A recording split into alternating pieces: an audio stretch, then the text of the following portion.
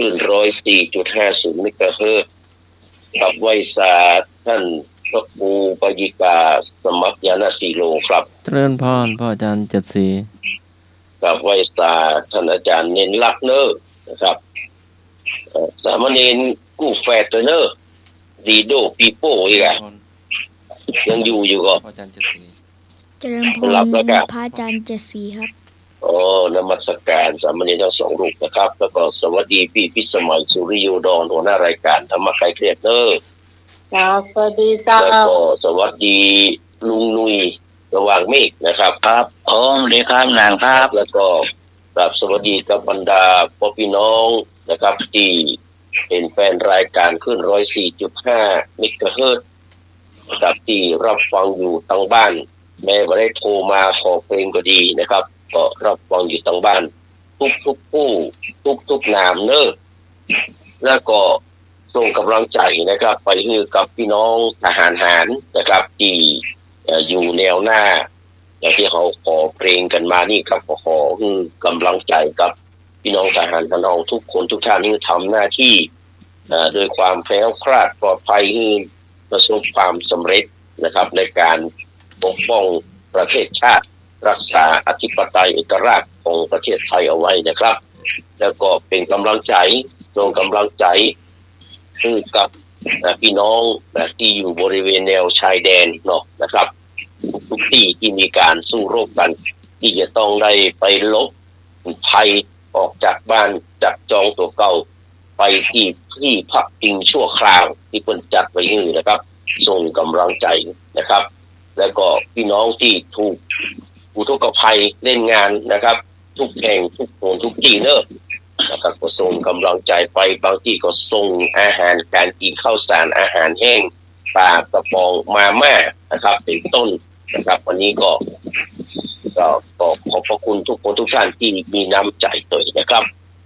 ก็วันนี้ก็มาปะกันนะครับในช่วงที่บ้านเฮานี่ถูกมรสุมหลายอย่างนะครับธรรมชาติก็มาเล่นงานวิพาไปแฟนมันยังอยู่ วิพาปิกมันได้แฟนมันยอมปิกลงไหลเลยความงามของประเทศไทยก็จะขออยู่ไปแห่งสักวัน2 วันว่านะแล้วก็ไทยทางนั้นมันมาสว่างเมฆสกรรมวันนี้สมืดแต่เศร้ากับไทยทางด้านของเพื่อนบ้านเนาะนะครับที่คิดเป็นปัจจามิตรตลอดเวลา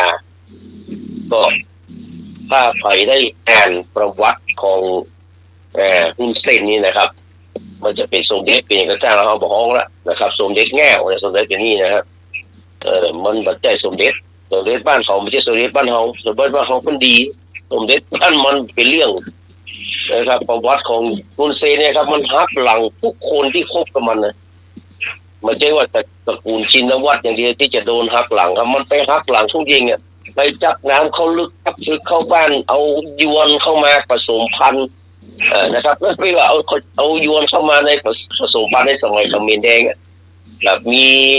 แบบผู้สังหารเนี่ยเกิดจากแค่จะเกิดจากฮุนเซนแค่ทั้งนั้นเลยมันเอากู้ยังนะครับที่เพื่อเป็นผลประโยชน์ของมันเนี่ยหักหลังได้กู้ยังนะครับหักหลังอ้วงกับเฮงสำรินตอนหลังก็หักหลังเฮงสำรินหักหลังพรพจน์หักหลังเขียวสัมพันธ์มันหักหลังคนหมดทุกอย่างแล้วก็บอกวางแน่นะครับยกเว้นลูกกับเมียมันเมียมันก็เอาไปกว้างหลายคนละนะครับสำหรับฮุนเซนเนี่ยอันนี้สักวันกว้างดีๆจะเอาประวัติชั่วร้ายของฮุนเซนเนี่ยแต่ความจริงเขาต้องนับถือว่ามันมีวิชานะเป็นคนที่มีวิชาแต่ว่ามันใช้วิชาไปในทางเข้าข้างตัวเก่าแล้วก็เป็นภัยนะครับกับคนที่คนอยู่รอบโลกอยู่ใกล้ๆกันนะครับเพราะนั้นวันนี้ก่อนที่จะเข้านะครับเข้าสู่รายการตอบปัญหาเนาะก็เลยจะอู้เรื่องคุณค่าของวิชาเนี่ยอย่างวิชาของฮุนเซนเนี่ย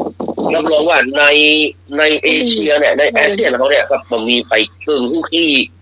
ฮุนเซนสักคนแม้แต่ทักษิณก็บอกเกินฮู้ขี้ฮุนเซนเรื่องความชัดเจนในเรื่องการเมืองนะครับบอกเกินฮู้ขี้ เพราะว่าง่ายๆบอกคุณแบบบอกเกรงใจเลยแหละว่าบอกเกิงหู้ขี้หุ่นเซนถ้าเกิงหู้ขี้หุ่นเซนมาโดนสภาพแบบนี้ลูกสาวมาโดนแบบนี้ประเทศไทยมาโดนแบบนี้นะครับดังนั้นมึงไทยมันมีใครเกิงหู้ขี้หุ่นเซนมันเล่นการเมืองตั้งแต่อายุ10 ปลายมาแล้ว มันรู้หมดเป็นตัวทำลายระบบประชาธิปไตยที่เก่งที่สุดเนี่ยประยุทธ์นี่บอกเกิงหู้ขี้นะครับของคุณเซนก็เช่นเดียวกันอันนี้บอกไว้นะนี่เป็นเรื่องการเมืองเขาจะบอกเรื่องการเมืองละพอจบแค่นี้มาดูคุณค่าของวิชาผมได้ไปอ่านหนังสือธรรมานุภาพของนะครับท่านเจ้าคุณเนาะหลวงพ่อพระพุทธพจน์วัฒนวราพรเนี่ยพุทธเจ้าวัดเราหรือว่าหลวงพ่อจันทร์กุสโลเนี่ยอดีตเจ้าวาดวัดเจดีย์หลวงเนาะนะครับวรวิหารเนี่ยเพิ่นเขียนไว้ดีนะเพิ่นว่าในอดีตการโน้มนานมาแล้วมีพระเจ้าแผ่นดินองค์หนึ่งพระองค์มีพระโอรสองค์เดียวจึงทรงทนุถนอมเลี้ยงไว้อย่างเช่นว่าลิ้นบ่คือไตไรบ่คือตอกพระองค์มักจะปรารภเสมอว่าโอ้ทรัพย์สิ่งสลิงคารสมบัติภัตฐานของเขาเนี่ยมีทั่วทั้งแผ่นดิน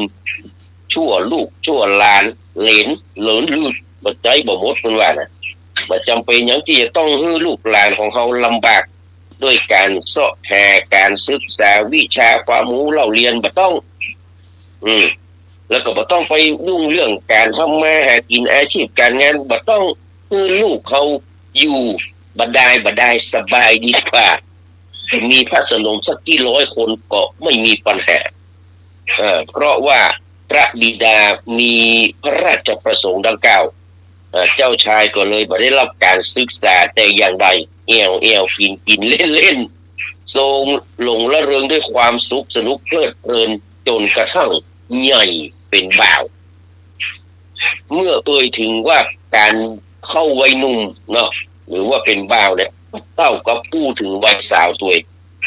เพราะความเป็นหนุ่มเป็นสาวของมันเป็นของคู่กันนะร้อนคู่เย็นเห็นชัดถนัดแน่เกิดแล้วแก่ดอนลุ่มหนุ่มคู่สาวหมาคู่แมวแจวคู่พายสั้นคู่ยาว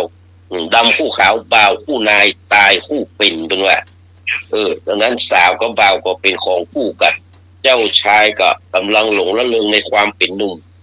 สิ่งที่เจ้าชายประสงค์ก็เช่นกันกับคนหนุ่มทั้งหลายสมัยอันที่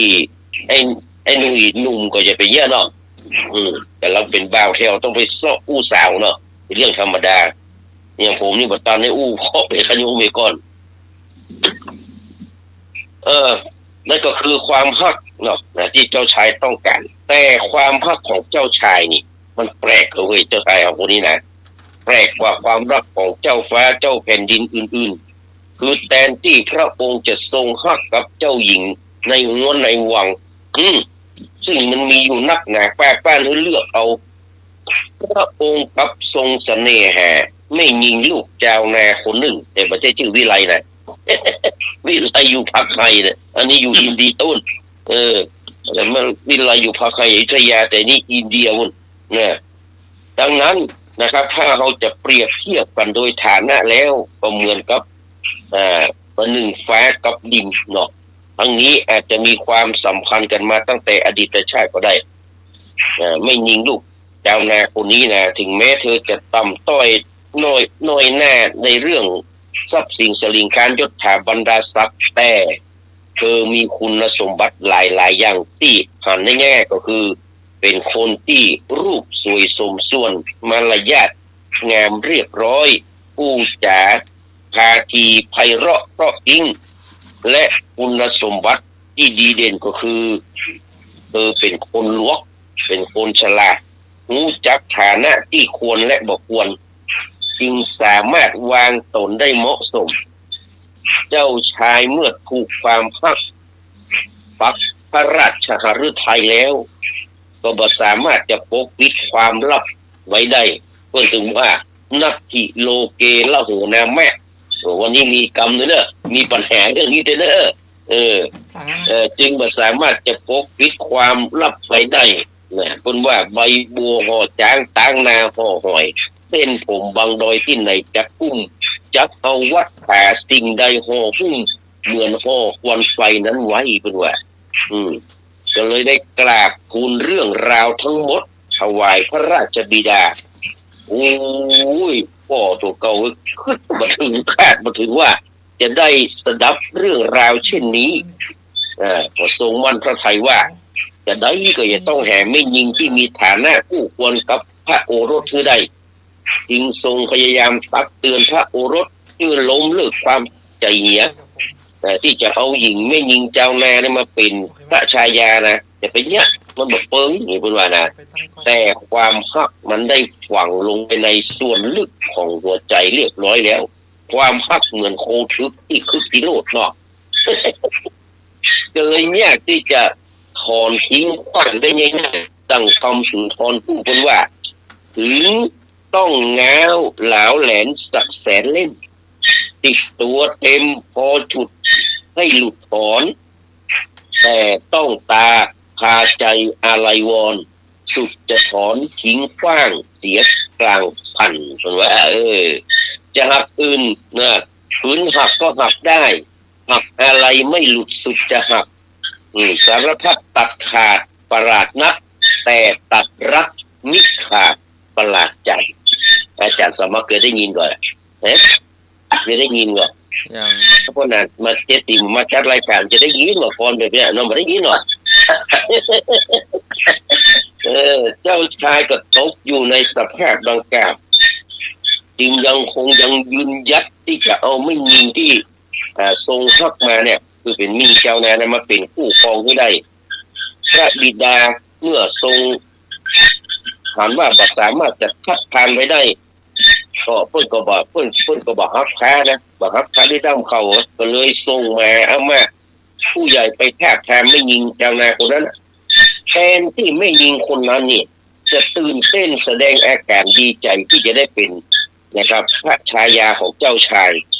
ว่างตกลงโปร่งใจโดยง่ายแต่เธอได้เก็บความรู้สึกดีใจไว้ในส่วนลึกของก้นบึ้งหัวใจได้เรียนถามมหาอมาตย์ผู้ที่ไปคาบทามนั้นว่าเจ้าชายมีความรู้ความสามารถจะได้ข้องก็ได้รับคำตอบว่าโนเวสเวิร์นเวอร์มันมีทางเลยจะมาหาความรู้ความสามารถจากเจ้าชายนะโนเวมันมีจะหายากขนาดเหมือนกับงมเข็มในมหาสมุทรนั่นแหละแต่ถ้าจะเอาทรัพย์สินสลิงคารสมบัติพัสถานแล้วไซกล่าวได้ว่าจะต้องการสิ่งใดในแผ่นดินก็สามารถจะหาได้ทุกอย่างยกเว้นเดือนดาวและตะวันหญิงชาวนาก็ได้ตอบไปว่าทรัพย์สมบัติมันเป็นอุปกรณ์ในการดำรงชีวิตก็จริงแต่วิชาความรู้มันมีความสำคัญยิ่งกว่านั้นทรัพย์สมบัติเป็นเพียงของภายนอกวิชาความรู้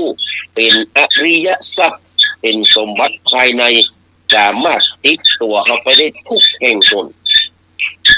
เมื่อมีความรู้อยู่กับตัวแล้วสมบัติภายนอกก็พอหาได้ถ้าเจ้าชายบ่มีความรู้และความสามารถติดตัวขอช่วย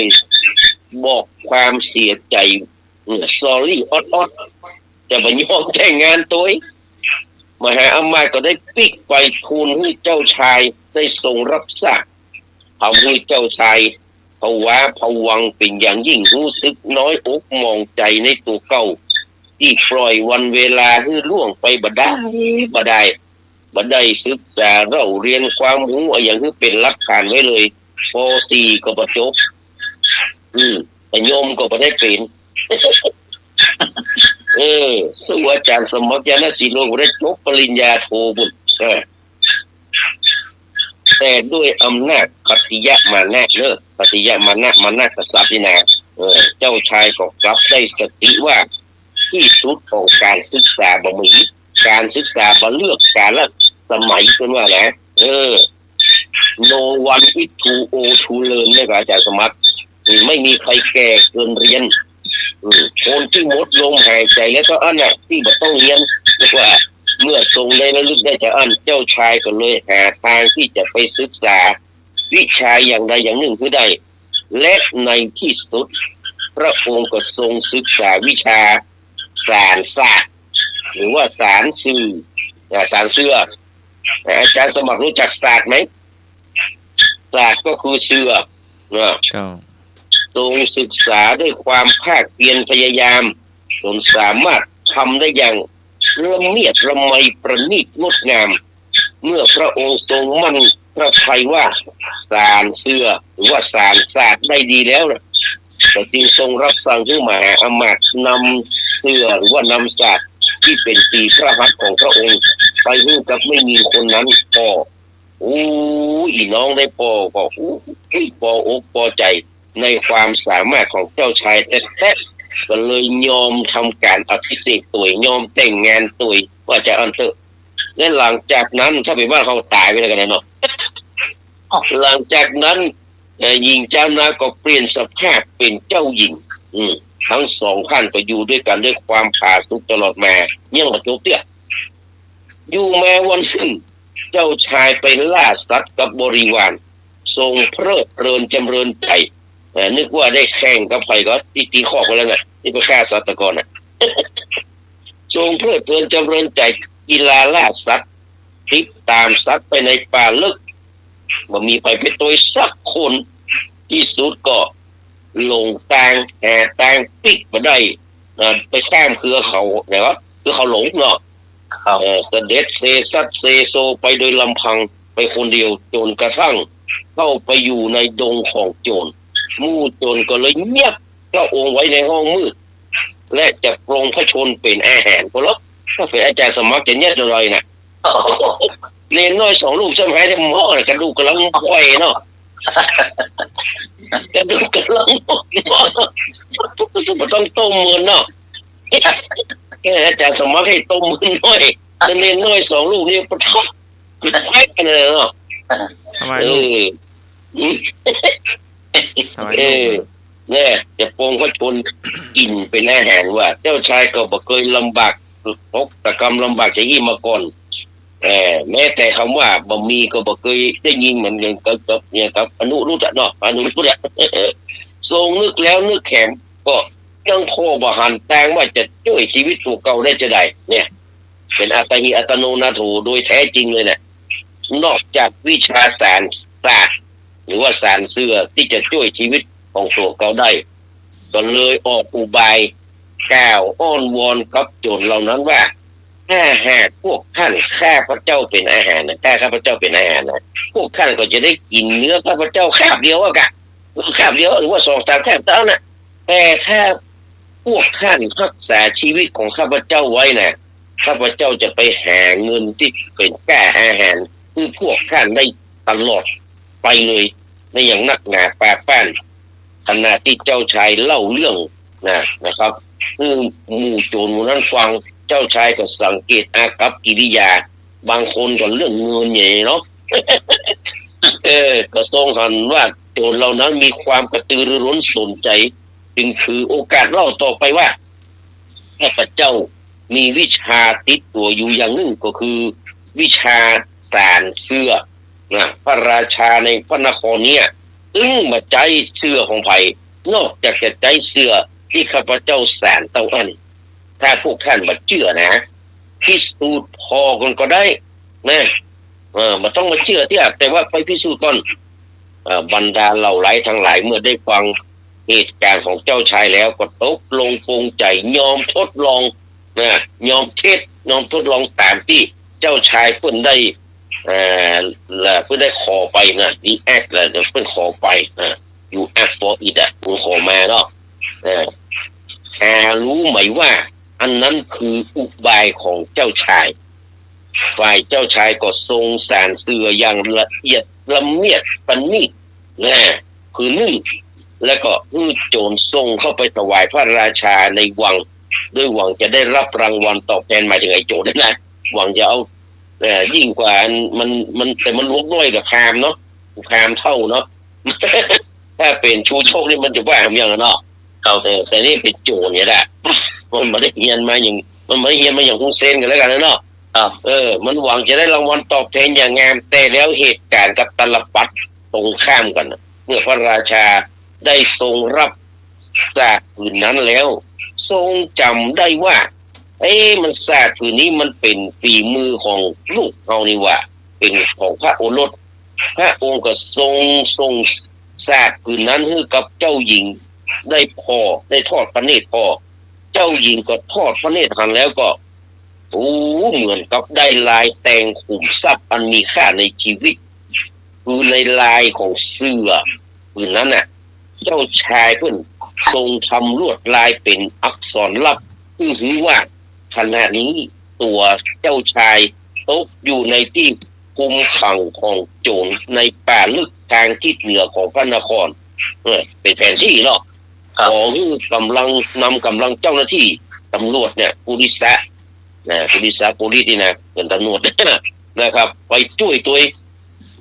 เจ้าหญิงก็บ่รอช้า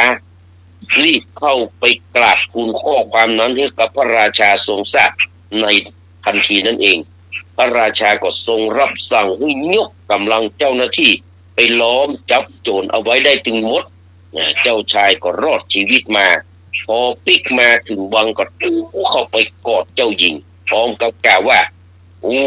ถ้ามันมีเธอเนี่ยฉันตายแน่นอนฉันได้ชีวิตพ้นจากอันตรายมาคราวนี้ก็พ่อเธอแต่ได้แม่น้องหญิงเอ้ยฉันจะแต่ถ้ามันมีเธอฉันจะบ่ได้เรียนในวิชาสารเสือเลยคอ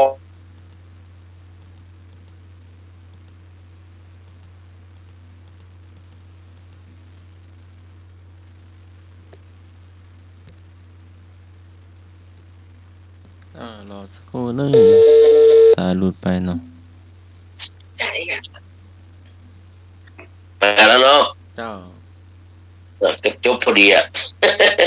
หลังจากที่พระบิดาสวรรคตแล้วเจ้าชายก็ขึ้นครองราชย์ได้เจ้าหญิงก็ได้เป็นอัครมเหสีอยู่ร่วมกันด้วยความผาสุกตลอดพระชนชีพนิยายนิทานเรื่องนี้อาจารย์สมัครเพิ่นสอนเรื่องคุณค่าของวิชาว่าวิชาช่วยให้ได้กู้ครองที่ดีท่านก็วิชาสามารถช่วยชีวิตได้และวิชาเป็นที่แน่นอนกว่าสิ่งทั้งหลายดังคำสุนทรพูดคุณว่าอันฆ่าไทยได้พึ่งเขาจึงรัก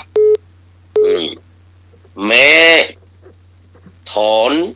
อยศักดิ์สิ้นอำนาจวาสนาเขานายนี้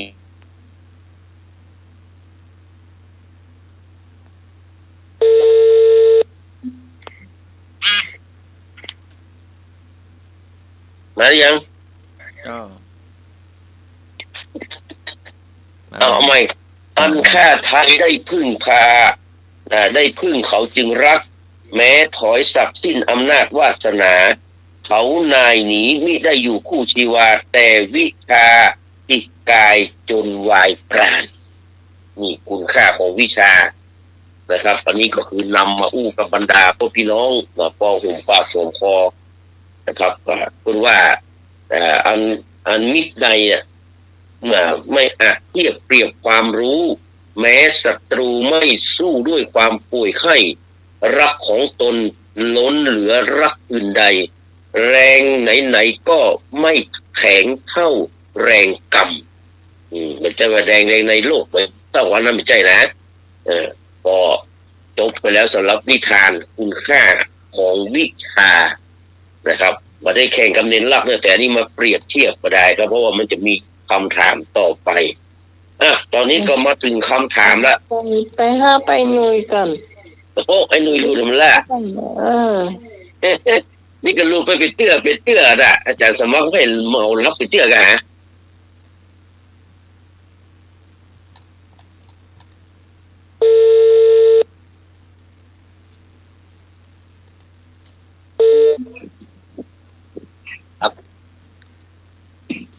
รักแม่โหคนนี้ไปงานส่งไปแล้วหลังพูดเอาวันพูดกับเราได้ครับมาแล้วนะเลยเนาะจะเริ่มถามปัญหานั้นเนอะต่อจากข้อแต่ว่าอันนี้คือเติมคำเนอะคือเติมคำนักเรียนต้องเตรียมคำเติมคำเนอะถ้าเติมคำก็มีทุกนะเติมอยู่แล้วก็ได้เลยเน้นน้อยเนอะเน้นน้อยจดไปเลยเน้นน้อยเนอะหลับแล้ว จงเติมคำดังต่อไปนี้ ตื่น เนี่ยแก่ย้อนกินเข้าจุดเนี่ยแก่ย้อนกินเข้าจุดครั้งใกล้ไฟไขจุดนะแก่ย้อนกินเข้าอะไรอย่างเนี่ยครั้งใกล้ไฟแล้วอย่างเนี่ย แก่ แกย้อนกินข้าวเติมคำเนอะแกย้อนกินข้าวหยัง เพราะอยู่เหมือน ตั้งใกล้ไฟแล้วต่อไปเติมคำนี่แหมใครจะมาเติมพ้อง อย่างเห็น เชิญเลย บอกเบอร์โทรอย่างเนอะ 2053 2266 ครับ ข้างใกล้ซ้ายเลยอย่างเห็นก็ ก็เติมคนเดียวก็อ่ะ นะขายแยกใกล้แดดข้างใกล้ซ้ายขายใกล้แดด แกย้อนกินข้าวย้อนเกิดหมื่นเนาะ จัง รับหมดแล้วก็ รับหมดแล้วไม่ได้เติมคำนะ เติมห้องตัวนี้ให้มันเติมก่อนพี่เนาะ ครับ ต่ออันนี้เขาเรียกว่าแปดสิบข้อใดตรงกับคำว่าเข้าเมืองตาลิวฮื้อลิวตาตามจะได้ตามไปนะแปดสิบข้อใดตรงกับคำว่าเข้าเมืองตาลิวฮื้อลิวตาตามเนี่ยไปครับเบอร์เครือหรือเอาตึงข้างยิงปอยงขอใครนะขอไปกัน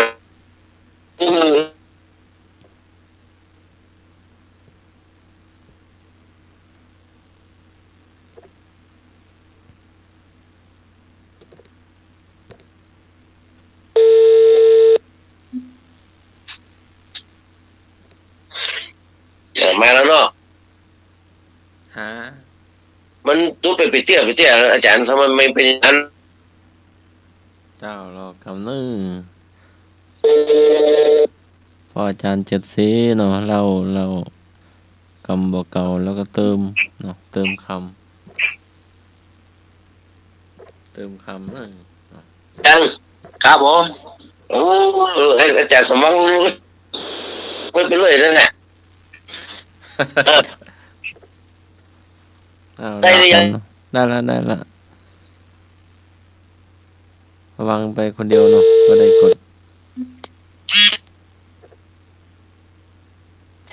ตึงควันออกไปกินฮื้อปอตองย่องฮื้อปอตัวอู้กำนักปราชญ์การเข้าแก่ฮื้อกำพวกแกงองูถูกทุกข้อนะใครจะว่ามาใครจะว่าข้อใดถ้ามึงตาลิวตาตามเนี่ยมันตรงกับข้อใดที่สุดมันตรงจะสมมติแต่ว่ามันตรงกับข้อใดหรือว่าตรงทั้งหมดเลย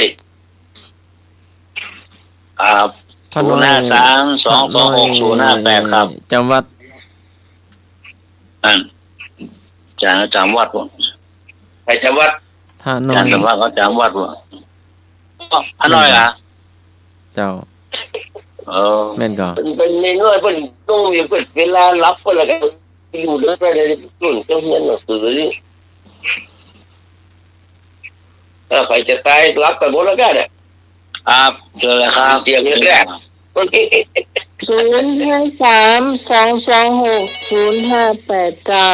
ครับ มาเลยเนอะ เข้าเมืองตาลิวตาอะไรข้อใดเอามาคนข้อมันต้องถูกข้อหนึ่งนะ โอ้มาแล้วนี่แน่นอนเขมรน่ะมันได้ชื่อขึ้นชื่อว่าขมูมันเป็นขมูเขมรน่ะมุนเซนน่ะเป็นขมูเนี่ยประเทศขมูมันครบบ่ได้เนาะประเทศนี้ครบบ่ได้นี่ คนอู้อย่างมันหลายอย่างเพิ่นถามคำถามยังบ่ฟัง อืม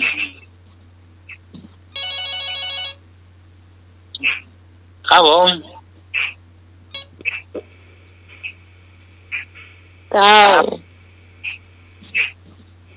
มาตรการครับ ครับ ขั้นตอนสุดท้ายคืององูครับถูกทุกข้อครับนมัสการค ค รั รั บบ ครับถูกคู่ข้อนะมา มาที่ แห เจ้าม แต่ไม่แหมจะต้องแหม ไว้เชิญอีกพี่กรณ์รับหรือยังพี่กรณ์ เพราะว่าปลาเศร้าดักปิ้ง แต่ว่าก็ยังกินนะ รู้ว่าจะเจ้าโทรหาน้องกองพูดนะเป็นโฮสที่สองค่ะ โอ้มาแล้วมาแล้ว รู้ว่าจะเอา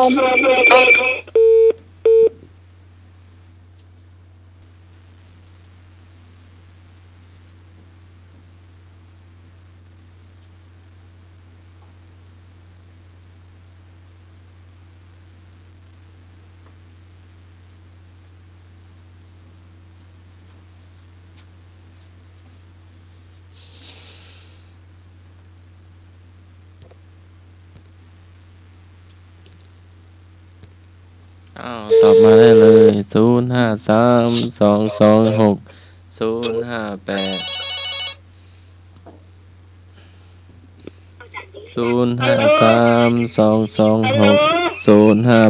อ้าวยายพรว่าใด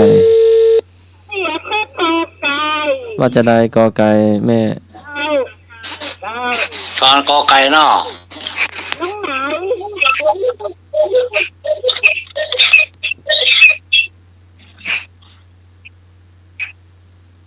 เอาไปเจอ เจ้าว่าใดตอบได้เลย การฝากหมายเลขโทรกลับ Welcome to call back service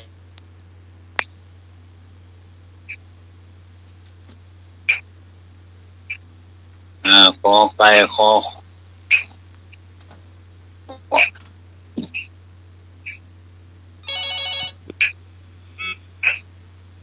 ครับผม เจ้า ครับ เจ้าขอใครเจ้าขอ ครับผม เจ้า ครับ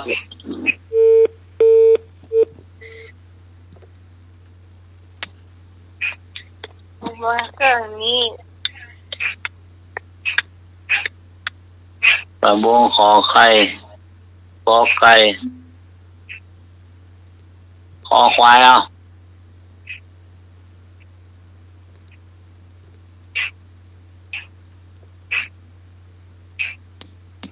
จะเลยเนาะ ครับ จะเลยแล้วเลิกแล้วจะเลยก็คือข้อคอควาย เวลาเขาไปวัดก็คืออู้กำนักไปกับไปวัดจะไปแต่งตัวสมุกสวัสดิ์ไปได้หรอไปวัดมันก็ต้องไปอู้กับกำเจ้ากำทำกันเนาะครับการเข้าไปแก่ก็คืออู้กำพวกแก่จะได้ถูกของถูกกันหน่อย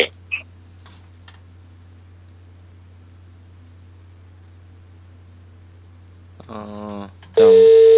ไปไหนก็อู้กับคนนั่นเรื่องนั้นเนาะพ่อค้าแม่ขายเนาะ ได้ยินคำว่าสำนวนเขาว่า love me love my dog ก็ ครับผม ที่หมายได้ยินเนาะ love me love my dog เนาะ ได้ยินกะ เอาละอาจารย์สมานรู้จักไหม love me love my dog รู้จักไหม ฮักฉันก็ต้องฮักมาฉันตัวไอ้ ฮะ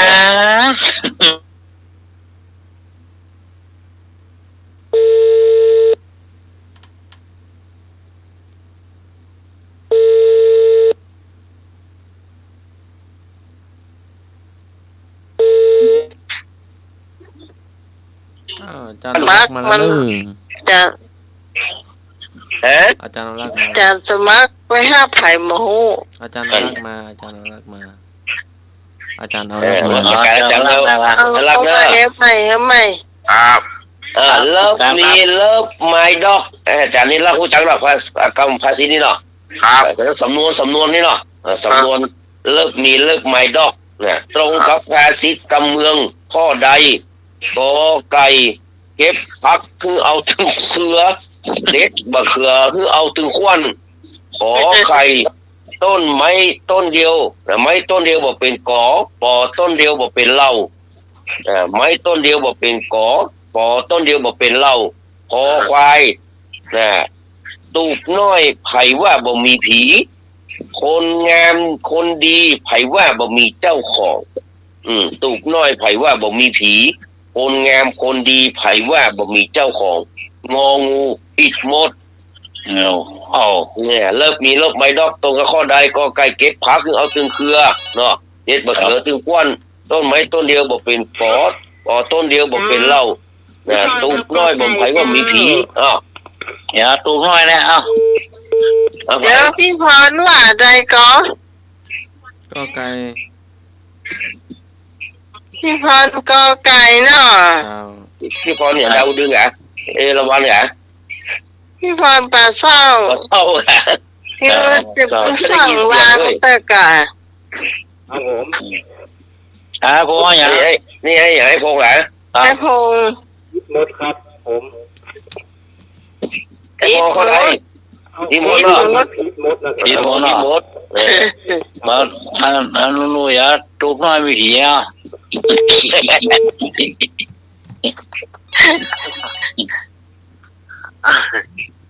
Love me love me love my dog รักฉันก็รักหมาฉันด้วยโอ้ครับผมนมัสการครับมาเอาได้คำตอบตัวนี้คือขอไข่ยังไงขอไข่ครับเนาะเก็บมะเขือครับเก็บมะเขือดูปุ๊บก็ทุกคนเลยเนี่ยจะเลยเนาะครับแถมก็ไอ้โทรมาก็นี่คนกำมูลมีคนกำมูลมาเนี่ยครับมานีนตัวนะวันนี้ถ้าเขาผลนะแมลงนี่นะเป็นว่าแถมโอ้โหความจริงแล้วมันเป็นสำนวนเนาะเลิกมีเลิกไม่ดอกมันไม่ใช่หมายว่าหมาของฉันไม่ใช่มันหมายถึงว่าล็อกทั้งหมดของฉันที่มีอยู่นี่แหละมันก็ตรงกับว่าเก็บพักคือเอาตึงเครือเด็ดบะเขือคือเอาตึงข้วนเวลาเขาเก็บพักตึงเครือนั้นมันอยู่เมืองไงแล้วก็ได้นับตัวเนี่ยเนาะเด็ดบะเขือเอาตึงข้วนบะเขือบอกมีข้วนนี่มันอยู่เมืองแน่มันแบบมันไม่เหี่ยวง่ายๆหรอกเพราะฉะนั้นเวลาแต่เนี่ยอย่างคือเอาแบ่งใจยาวๆเอาพูดว่าคือเอาตึงมดนั่นแหละก็คือเลิกมีเลิกใบดอกทำไม่หน่วยเรามันเก็บเขือไม่ใหญ่เก็บแล้วก็เหมือนควันพ่อโดนด่าของเราฉะนั้นไปอยู่ที่ไหนก็ต้องไปฮักที่ตึงเนาะแฟนเขาฮักอะไรก็ต้องฮักอันนั้นตัวแหละพ่อแม่คนตัวญาติพี่น้องมันตัวเนาะแต่ละวันเลิกปีเลิกไม้ดอกเก็บฮักคือเอาตึงเครือเอาแหมข้องอยู่แหมข้องเป็นภาษาที่กันทำสบายเลยเคยได้กินก็ put the right man in the right job เลือกคนอย่างไรให้เหมาะกับงานเนี่ย put the right man in the right job เลือกคนอย่างไรให้เหมาะกับงานตรงกับภาษีกำเมืองข้อใดต้องลองมาบอกเคยมียาติดจ้าที่มาอยู่ให้คำถามมีสักเท่าไหร่เนาะมีครับมีเราต้องเอามาอัดแอปมาแอปใครเข้ากันแล้วมันรู้เรื่องไงเลือกคนจะได้ให้เหมาะกับงานตรงกับภาษีกำมือว่าจะได้มดแง่มมักมันหมูศัตรูมักกาวโต้กบบ่คือเกียดเขียดบ่คือตายคอควายของจักเสียคือหีบใจของจักได้คือหีบเอางองูตอกสั้นคือมัดอีกิวสิวสั้นคือมัดไม้บางคือสิวไม้บางข้อใดเลือกคนที่เหมาะกับงานเนี่ยหมดง่ามมักมันหมูศัตรูมักเก่าโตดกบบ่คือเกียดเขียดบ่คือตายของจักเสีย งองูเนาะ งองูเลยคนเนาะ ครับหน่วยเอาข้อกอไก่เนี่ยก็ไก่เนาะ มุยนั่นเนอะ ครับ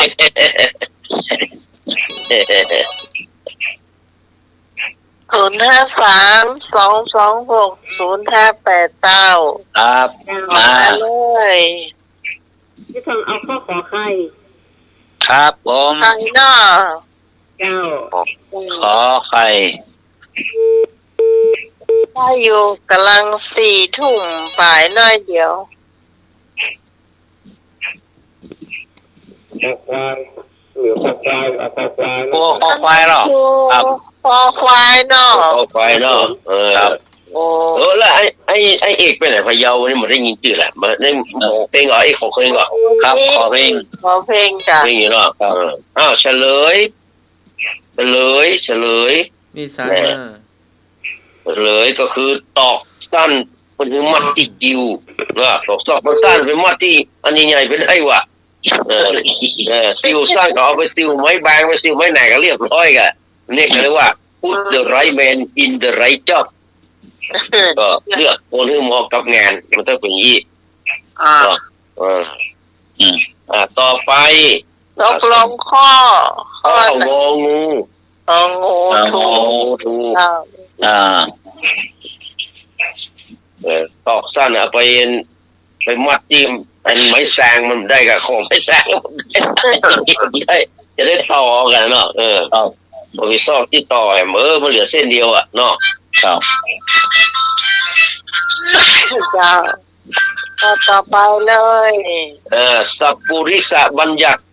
หรือว่าสมบัติของผู้ดี ข้อที่ว่ามัตตัญญุตาเนาะข้อที่ว่ามัตตัญญุตาข้อที่ว่ามัตตัญญุตานะตรงกับภาษิตเมืองข้อใดสัพปุริสบัญญัติ7ประการเนี่ยรู้จักเหตุรู้จักผลรู้จักตนรู้จักการรู้จักประมาณรู้จักบุคคลรู้จักชุมชนเนาะตรงกับข้อภาษีข้อใดกอไก่กินส้มบอดี้แฮนด์กินหวานบอดี้ปั๊มกินส้มบอดี้แฮนด์กินหวานบอดี้ปั๊มขอไข่กินฮื้อปอตองย่องฮื้อปอตัวปอควายแปลงฮื้อปอใจไข่ฮื้อปอนอนจอดงองูถูกทุกข้อ ปัตตัญญุตาเนี่ยตรงกับข้อใดกินส้มบอดี้แฮนด์กินหวานบอดี้ปั๊มกินฮื้อปอตองย่องฮื้อปอตัวย่องพี่พรเอางองูถูกทุกข้อเจ้า ครับผมครับไปฮื้อปอใจไปฮื้อปอนอนครับผม ครับผม ครับ ขอไข่ครับขอไข่ครับผม ขอไข่เนาะครับ ครับพวกขอไข่เนาะครับขอไข่มาโอ้วันนี้กำเรื่องนั้นนี่นะพ่อท่อเปิดประกาศเตือนมาใหม่ซิงเลยนะจ้า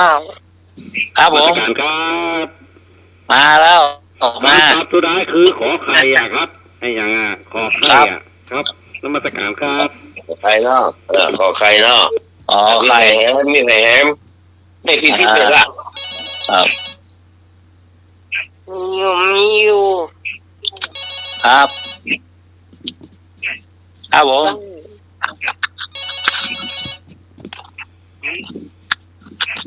ครับเอาข้ององูเจ้าง องูเนาะไม่ย่อยหลายล้าน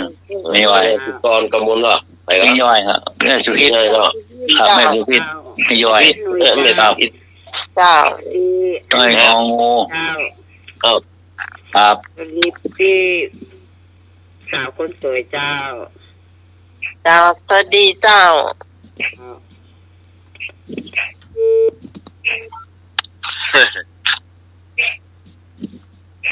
เฉลยเนาะครับสัพปุริสบัญญัติสมบัติของผู้ดีตั้งแต่ อัตตัญญุตาอัตถัญญุตาธรรมัญญุตาเนาะไปจนถึงปุคละปรัญญุตาเว้ยนะก็คือมันก็ใกล้เคียงจะถูกทุกข้อเหมือนกันแต่ว่ามันไปที่ข้อแรกเนี่ยกินส้มบอดี้แฮนกินหวานบอดี้ปั๊มนั่นหมายถึงว่ามันมาเข้าแก้กับเพื่อนตัวนี้อันนี้เป็นคำว่าตักเตือนว่าเวลาส้มบอกพอใจมาแฮนคว้างเนี่ยมันส้มขึ้นนั้นแบบตื่นต้นนี้นะผมเคยแย่แล้วนะผมเคยแย่ไปแล้วมันส้มอ่ะเอาแฮนกว้างเลยนะ รับการกินอยู่ละบางอันมันหวานอ่ะมันก็จะป้องเอามันก็ดีเนาะมันต้องไว้กินมันอื่นเหมือนกันเนาะอย่าเอาข้าวเชี่ยเดียวกับบรูกันนี่มันก็เลยบอกข้าวแก้เป็นไงมันก็เลยบอกข้าวแก้ข้อที่ถูกก็คือข้อขอไข่นะถูกแล้วเพื่อนนะครับกินให้ปอย่องกินให้ปอต้องย่องให้ปอตัวเนี่ยครับได้เนี่ยแบ่งให้ปอใจมันก็ถูกนะแต่ว่ามาไข่ให้ปอนอนมันไหวละไข่ปอนอนกับยุ่งอะไข่เป็นปอนอนอย่างไม่ข้ามตัวเก่าอะเนี่ยครับเพราะฉะนั้นข้อที่ถูกต้องที่สุดก็คือขอไข่เนาะกินที่ปอต้องย่องที่ปอตัวดีเนาะครับต่อไปเป็นข้อสุดท้ายละครับผมดูในลักจะได้เล่านิทานละบ้านเฮานี่อาจารย์สมัครรู้จักคำว่าคลุมถุงชนไหมเคยได้ยินไหมคลุมถุงชนเนี่ยเคยได้ยินไหมคนตะกอนนี่เปิ้นซ้อแห่หรอเนาะซ้อแห่ลูกแห่เมียลูกซ้อแห่เมียลูกของผัวลูกหรอครับโอ้ยโอ้พ่อเชียวเขาเนี่ยพ่อแปลงกันมาเมื่อแล้วว่าถ้าลูกใครติดวันนี้พ่อจะเอาเหรอเอามาคือกันเนาะจับใส่กันมันก็ได้เป็นนั่นแต่ไหน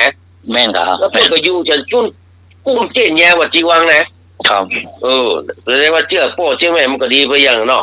แล้วอย่างบางแง่ซื้อขี้ก็จะเป็นได้เอานี่เราเอ็นดูกันคนแต่ก่อนนะว่ามาสามารถจะไปฮักแต่คนนี้ว่าจะไปขอเนี่ยมีทางอะไรก่อนแล้วมันเลยต้องลงต้นไม้แต่เพี้ยนหมดแล้วนี่อย่างที่คนได้เขาหันหลายคนหลายท่านเขาอินดูได้ก่อนนะแต่พวกเขามาอยู่ด้วยกันพวกเขาฮักกันไปอย่าง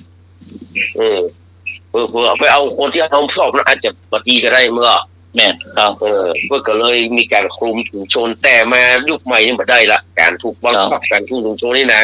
งงละมันเป็นเรื่องที่อันนี้มาได้ละงงอ่ะดังนั้นก็ถามว่าการถูกบังคับหรือว่าการคลุมถุงชนเนี่ยนาซีกำเมืองคุณว่าจะได้นี่มันจะควรจะเป็นข้อใดดีกว่าเนาะมันไม่ได้ว่าตายตัวนะแต่มันควรจะเป็นข้อใดดังต่อไปนี้การคลุมถุงชนนี่นะแมวขึ้นข้วนแมวขึ้นข้วนมะม่วนใจหนูปอไก่นะขอไข่ปากหวานก้นส้มตังในข่มเหมือนบะแขวงอาจารย์สมัครรู้จักมะแขวงไหมหรือว่ามะแหวงรู้จักไหมมะแหวงข่มไหมแกนตาพวกออกเอาบอกกอกเข้ายัดเนี่ยข้อออกไปนะแกนตาพวกออกเอาบอกกอกเข้ายัดงองูขี้ควายไหลตัวน้ำแมวขึ้นข้วนบะม่วนใจหนูปากหวานก้นส้มตางในข่มเหมือนบะแขวงเนี่ยเชลบดีก็ข่มแล้วบดีก็ข่มเนาะแกนตาควกออกเอาบอกกอกเข้ายัดงองูขี้ควายไหลตัวน้ำการถูกบังคับดูคุมถูกชนนี่ภาษีกำเมืองควรจะเป็นข้อใดข้อสุดท้ายละข้อกอไก่เนี่ยซึ่งกอไก่เนาะเห็นแล้วกอไก่เนาะพออาจารย์เอาแฮมมาเชิญเลยครับนางรวยเอาขี้ควายไหลตัวน้ำเนาะครับไอพงเอาข้ออย่างพี่ไข่แฮมก็มาขอไข่ครับไอ้พงขอไข่เนาะครับไอ้พงขอไข่เนาะพอต้องมาช่วยกันช่วยกันพ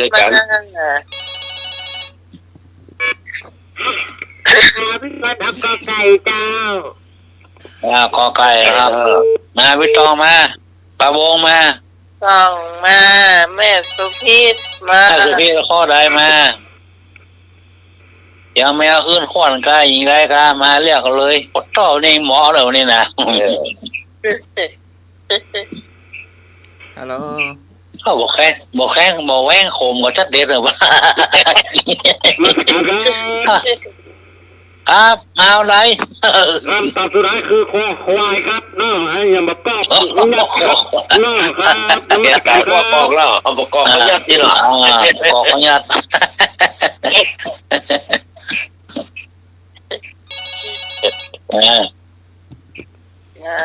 ครับผ โอ้ ม เอราวันไปไหนล่ะโอนเอราวันรับแล้วก็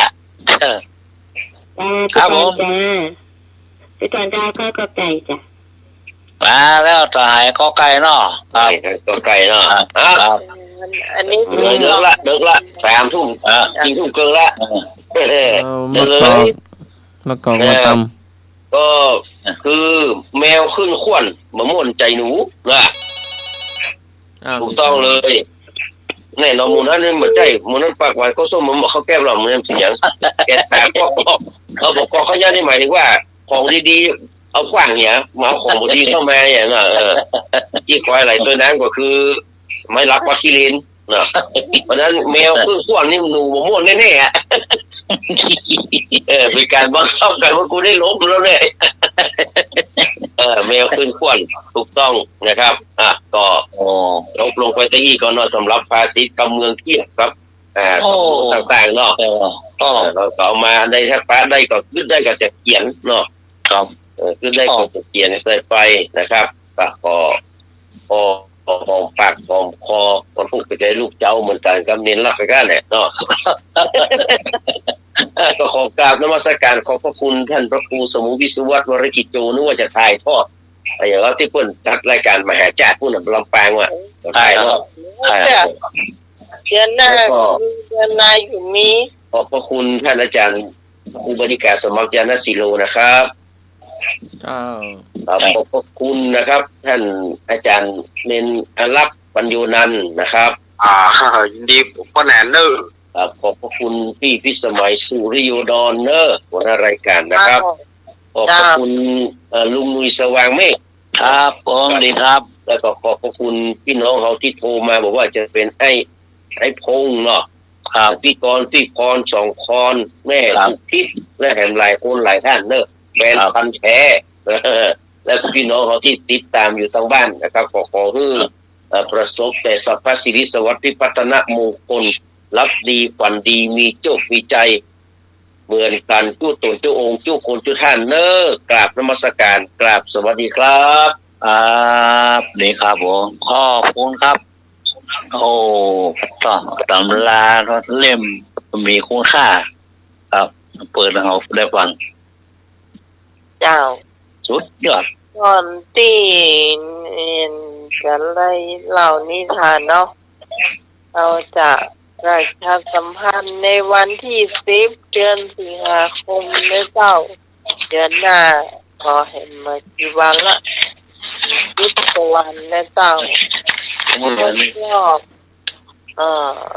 100 วันของพระมหาวิษณุจารุธรรมโมนะเจ้าเราก็จะเอาโรงทานไปเลี้ยงเลิกของธรรมะใครเพียงเรานะเจ้ามีคนบริจาคมาให้ผู้ส่งฝั่งปันนะเจ้า ครับผม ให้หน่วย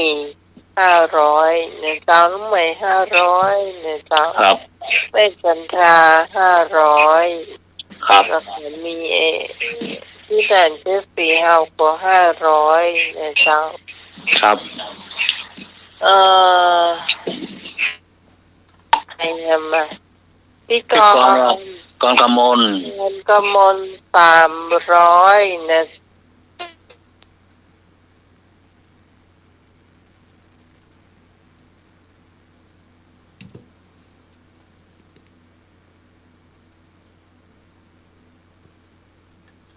ดับไป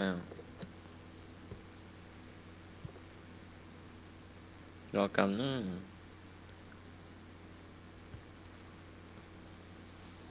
เอารอสักกำนึง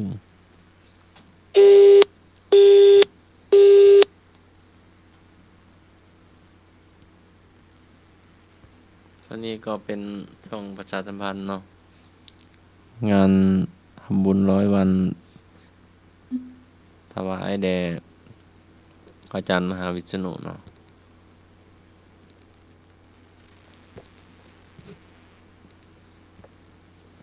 ตามมันแล้ว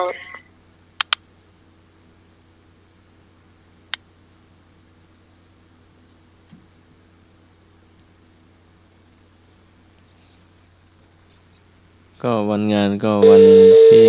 10 สิงหาคมเนาะ2568ครับ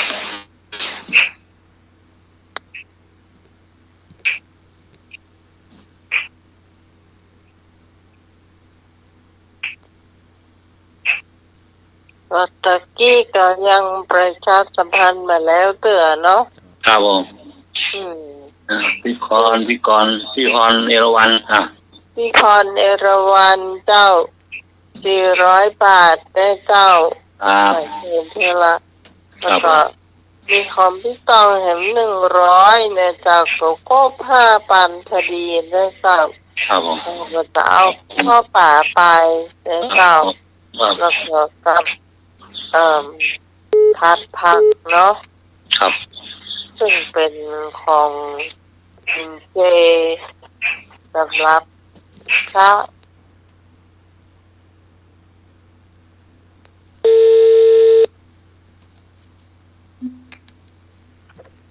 เสียง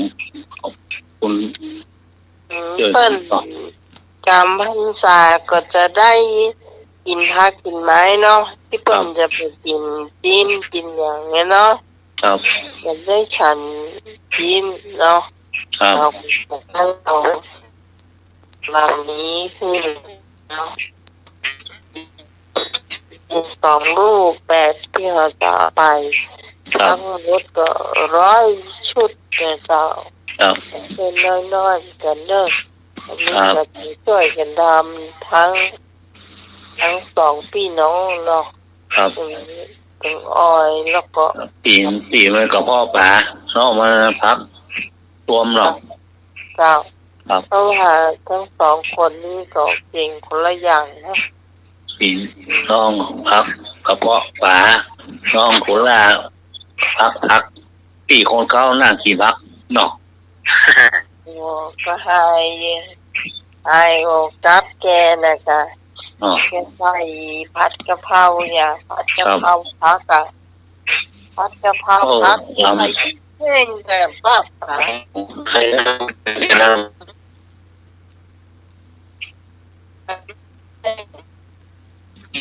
ใส่ผัก อ๋อ มีผักกาดผักบรอกโคลีว่ะแครอทว่ะ เนาะ ใบของเขา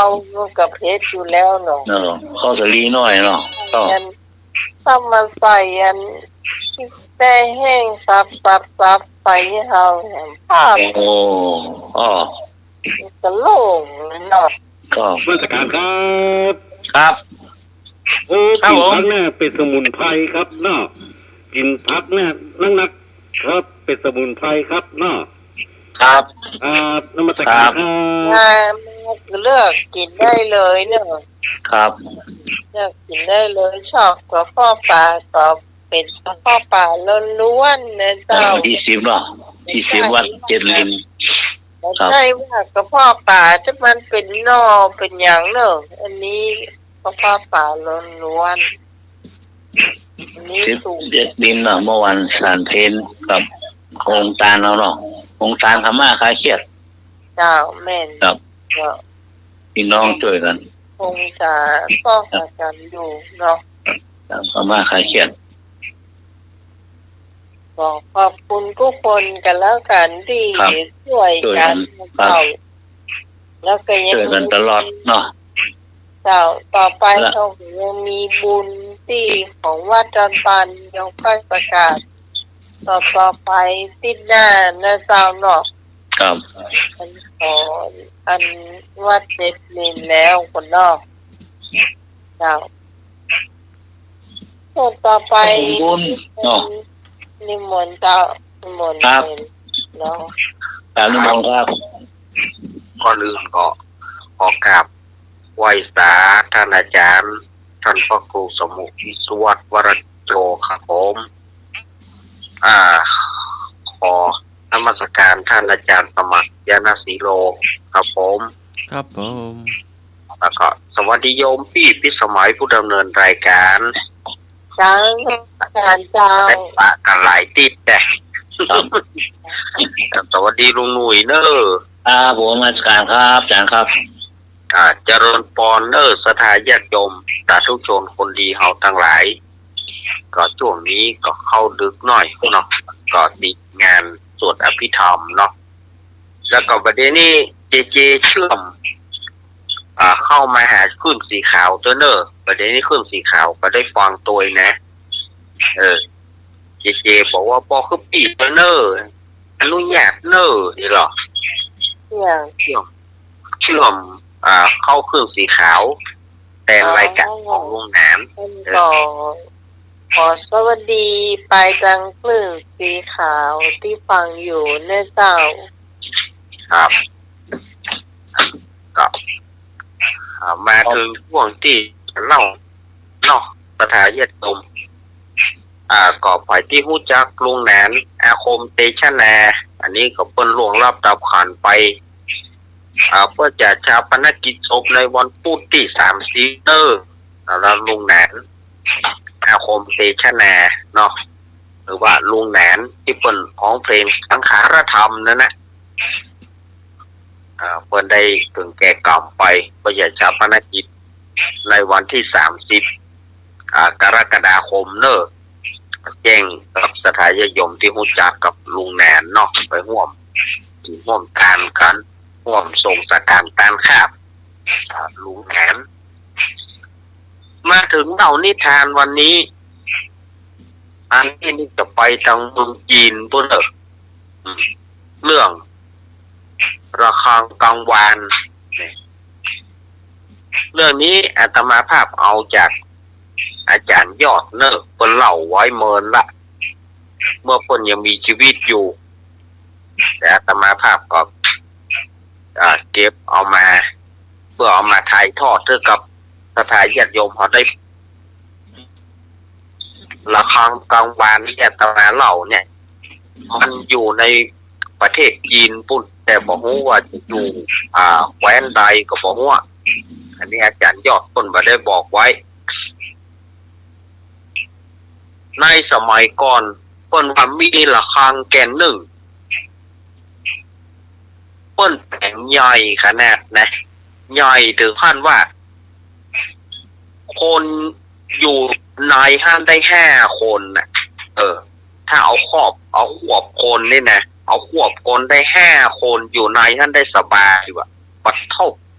โอ้โหระฆังอย่างใดล่ำเหลือเนาะระฆังแกนนี้ถ้าตีไปแล้วนี่เสียงมันจะมีความกังวานพิเศษของมัน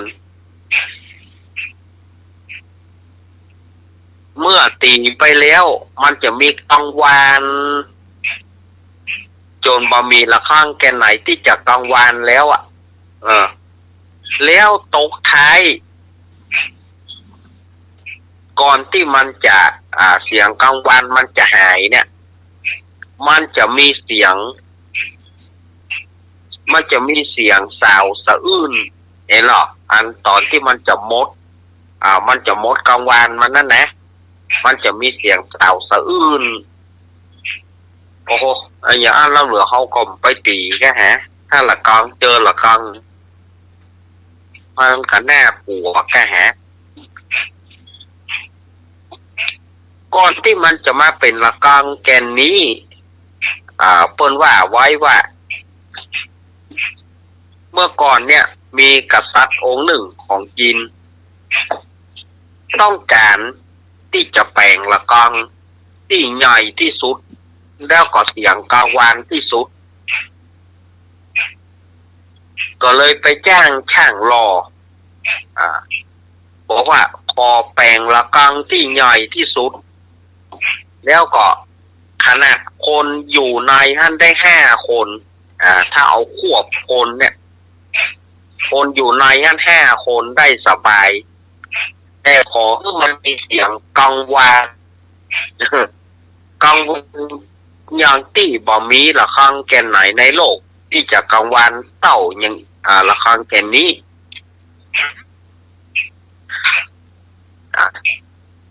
เขาก็ไปหาจ้างรอหาจ้างที่เปิ้นจ้างแปลงละครั้งเนี่ยไปถามว่าขอให้แปลงละครั้งแก่นตามที่เต้เนาะตามที่ห้องเต้รับสั่งมาไปรวมสำแล้วก็ไปขอทองแดงพ่องไอ้อย่างพ่องที่เปิดรอละครั้งเนี่ยไผ่จะบริจาคเป็นของเก่าแกเป็นกระดิ่งกระดือเก่าแกจะก็เอามารวมกัน เมื่อได้ที่ในช่างนี่ก็เอามาหลอมในเตาหลอมก็คือว่าเป็นเตาน้ำร้อนนะเนาะแล้วพวกก็เอาอย่างเงี้ยเขาเอาพวกทองต่างๆเนี่ยเขาจุ่มลงไปเอาเข้าใส่เตาหลอมแล้วก็มารอเป็นละครั้งบอกว่าห้องเต้ได้มาหันได้มาทอดพระเนตรพอเนี่ยห้องเต้มันน้อยไปบ่ได้เอาไปหลอมใหม่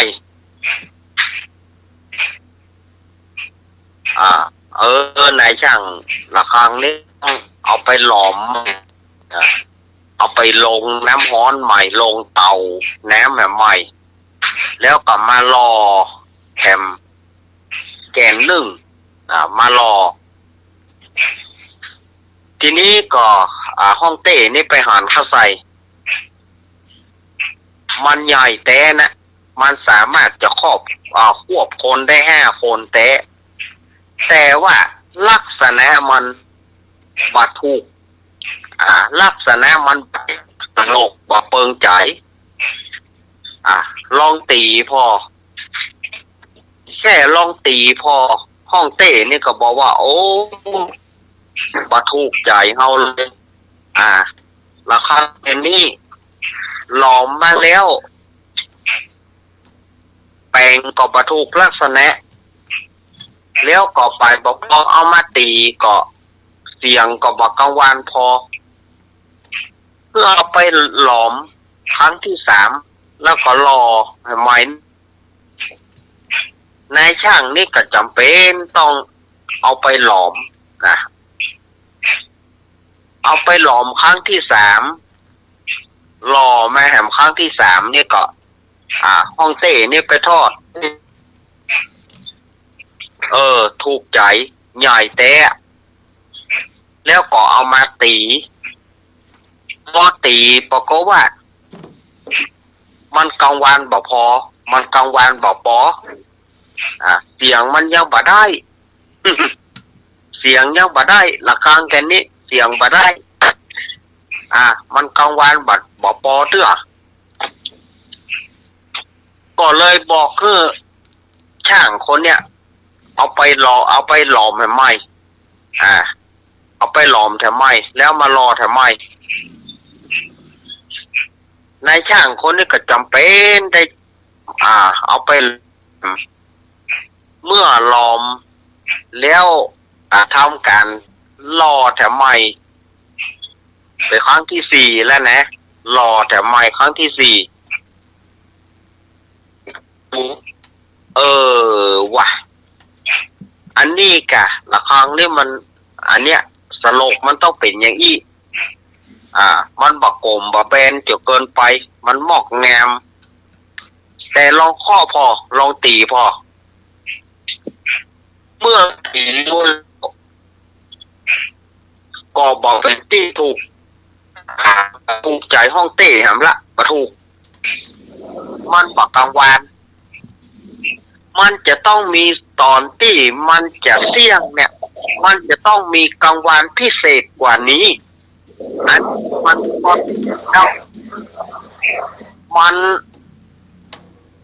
เสี่ยงกังวานแล้วก็คือมันบ่มีอย่างอื่นมากเลยเอาไปทำเนี่ยมา เอาไปหล่อแม่ใหม่ล้วนรอแผ่ใหม่ถ้าทำกรรมนี้บ่สำเร็จนะถ้ามันบ่มีคุณลักษณะพิเศษนี้จะตัดคอนายช่างจะตัดคอช่างรอละครั้งนี้จะตัดคอละพี่หูเลยตอนจบก็เคยจะตัดละจะตัดคอมันหนอนายช่างละครั้งนี่ก็ยิ่งอย่างใดถ้าบ่ทำก็บ่ได้ถ้าทำบ่ถูกใจก็ตาย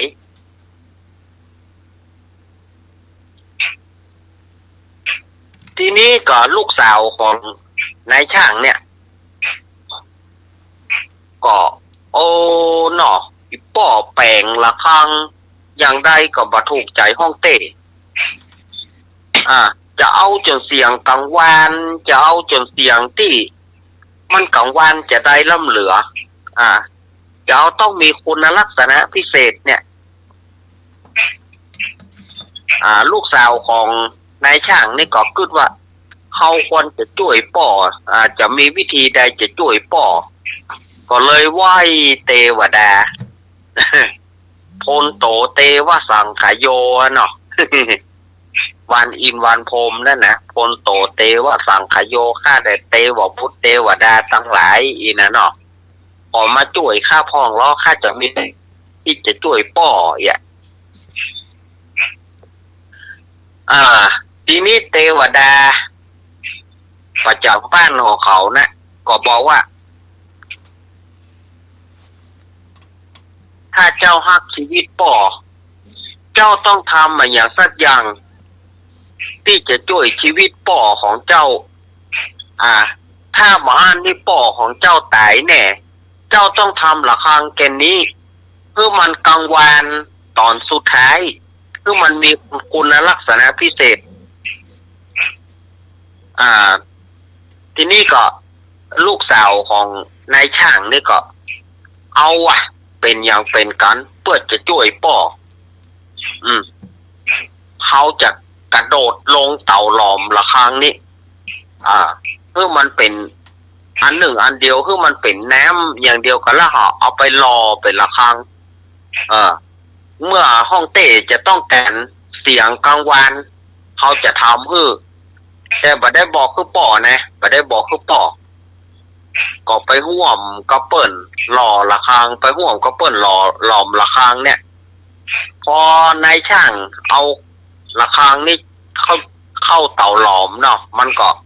ไหนละลายกลายเป็นน้ำละลายกลายเป็นน้ำได้ที่น้ำฮ้อนเดือดพล่านเลยนะทีนี้ปรากฏว่าลูกสาวก็เข้าไปขอสุมาป่อเข้าไปกราบว่าป่อสิ่งไหนที่ลูกเคยได้ล่วงเกินป่อขอโทษนะขอสุมาเนอป่อก็บัดตันได้สังเกตสังกาเนาะหรือว่าวันนี้ลูกก็มาแปลกๆอย่างใดนี่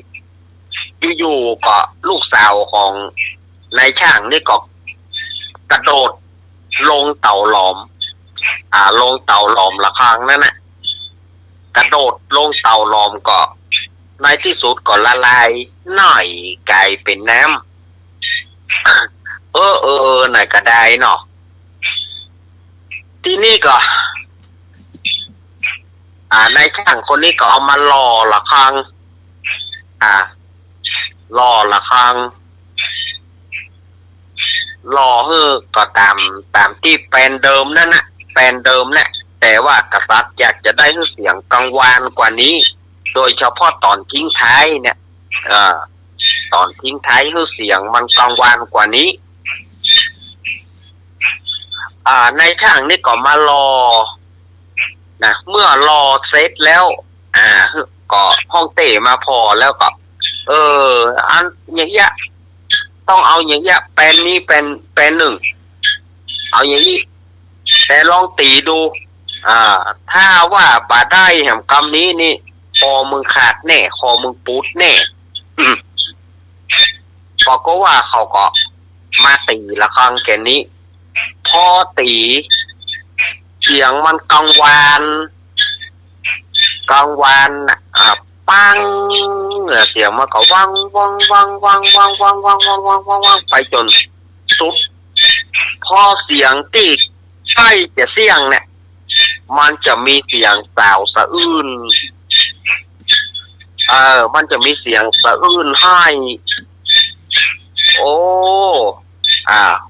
ห้องเต้นี่ยังอีกะนี่บ่มีไหนละกังแค่นี้ยังอีเสียงมันต้องยังอีก็เลยเป็นตำนานที่ระฆังเพราะว่าระฆังสาวสะอื้นเวลาที่มันเสียงกลางวันมันจะเสียงแล้วมันจะมีเสียงสะอื้นแทรกเข้ามาป่ะอันอย่างอี้นี่เฮาผมใครเอากะแฮะ เวลาไปตียามใกล้แจ้งนี่นะแต่จะทำวัดสวดมนต์ไปตีก็หันไปเจออย่างอี้แล้วก็ไทยนักเกพ่องแค่แฮะแต่มันจะมีที่ไหนบ่ฮู้อันนี้เล่าคือสถาญาติโยมฟังอันนี้เอาตำราของอาจารย์ยอดมาเอาตำราของอาจารย์ยอดคนมาที่จะได้ฟังเหมือนกันเนี่ยครับเหมือนเดียวเนี่ยเอามาละกองอย่างอี้นั่งดูลูกสาวเนาะพ่อคนน่ะ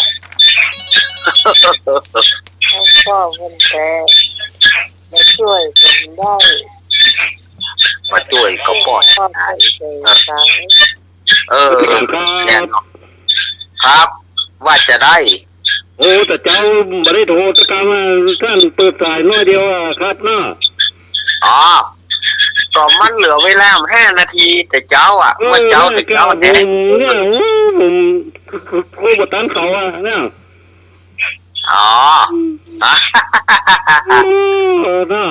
ท่านเทศนี่ง่วงขนาดเลยครับเนาะตี 3 ตี 4นี่ขนาดเลยครับเนาะครับก็เดี๋ยวผมโทรไปแหมเนาะครับท่านได้จัดก่อนเนาะโทรมากลางใจนะครับเนาะครับนมัสการครับเจริญพร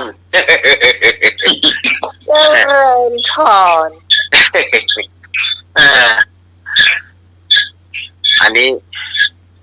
คนเฮานี่มันก็ยังว่านะเนาะความต้องการสมัยแต่ก่อนนี่เปิ้นถึงเปิงคนโบราณเปิ้นว่าจะได้จะไปห้องตุ๊กินข้าวจะไปห้องเจ้ามาเหือนถ้าว่าสมัยแต่ก่อนนี่มันอำนาจมันมีที่เจ้าถ้าเจ้าจะเอาอันใดแล้วเจ้าประสงค์สิ่งไหนแล้วย่อมจะได้สมคัดก็คัดมาได้ว่าอย่างได้ก็มาได้เนี่ยคนโบราณเพื่อว่าจะไปห้องเจ้ามาเหือนเข้ามีศิลาเพื่อศิลป์อยู่หรอเนี่ยคนโบราณเพิ่นว่าสมัยก่อนมันเป็นระบอบของเพิ่นฮ้องว่าสมบูรณาญาสิทธิราชเจ้ามีอำนาจคนเดียวไผว่าบ่ได้ไผคัดบ่ได้ลูกสาวเปิ้นงาม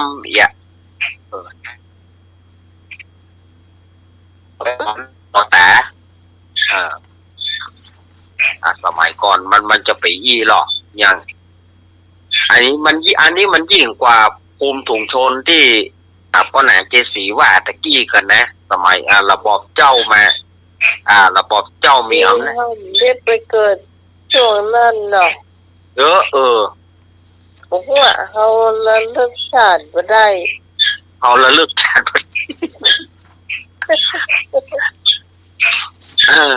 เอามาระลึกจัดก็บ่ได้เนาะจะตายเกินมาที่หลอมลงโอ้โหแน่กะว่าโอ้ยอย่างใดก็มีการไปนี่ขอจะเป็นคนเห็นรอบหนึ่งเนาะ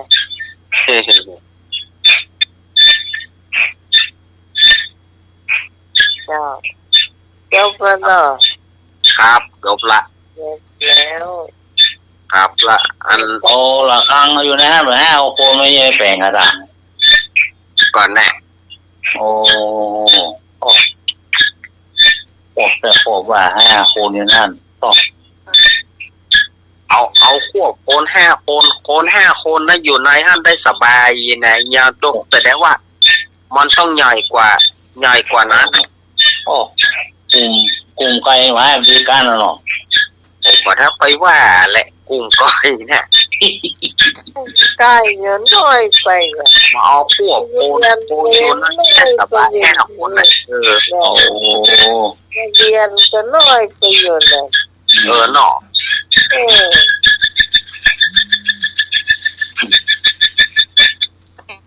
แม่สองนี้เลยอ่ะร่างเมืองนะ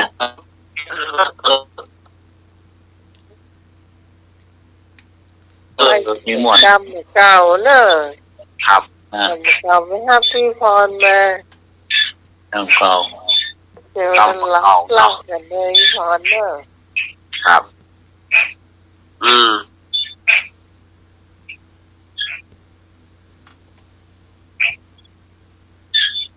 กำบักเก่าเล่าไว้ กำว่าเก่าเล่าไว้เนาะมันก็มีหลายๆอย่างเนาะ ครับ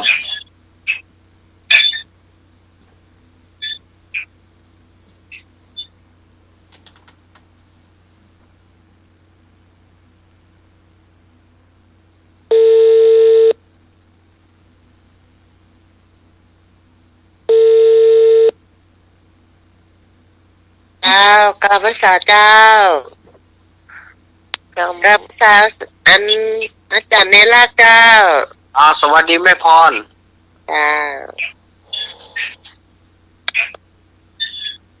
ก็ด่วนขบวนพิเศษที่วัดอันหมู่พูดเนี่ยแม่นะคะที่เปิ้นนั้นทำประทาพื้นเมืองตลกนอนตอบไปได้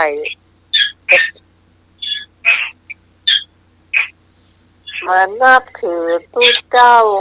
โอ้โหจุดนับถือพระเหลืองนับถือต่อเฟืองโอ้โหจุดเจ้าอันละอ่อน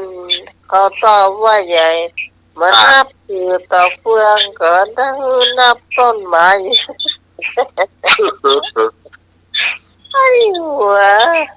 โยนว่าเนี่ยไอ้หัวว่าละอ่อนมันเดียวเขามันใช่หูนะมันเป็นเรื่องหูจะเข้าใจ มันไม่ได้ศึกษาเรื่องกรรมบ่เก่าต่างๆเนาะอ่อน กำนี่มันไม่ค่อยมีเนาะ แล้วมันก็บอกในไอ้ตำราของเขาอ่ะ มันก็ต้องมีแต่มันเดียวเขาทำได้เองคือนี่นะอย่างคำว่าปากหวานก้นส้มเนี่ยมันก็เพิ่นบอกว่าครูบาอาจารย์จะมาสอนก่อนเนาะมันจะตีความมันอาจจะได้ตอนจะได้เข้าใจ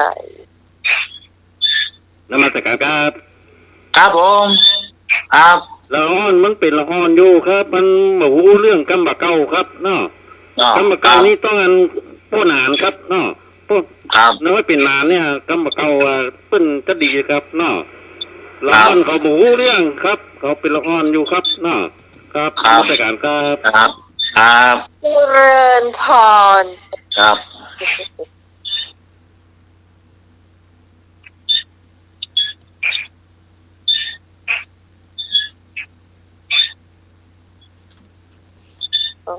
ไหนดีนี่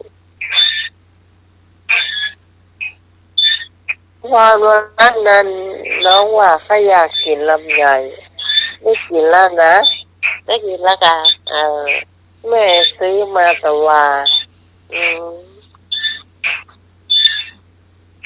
อ๋อ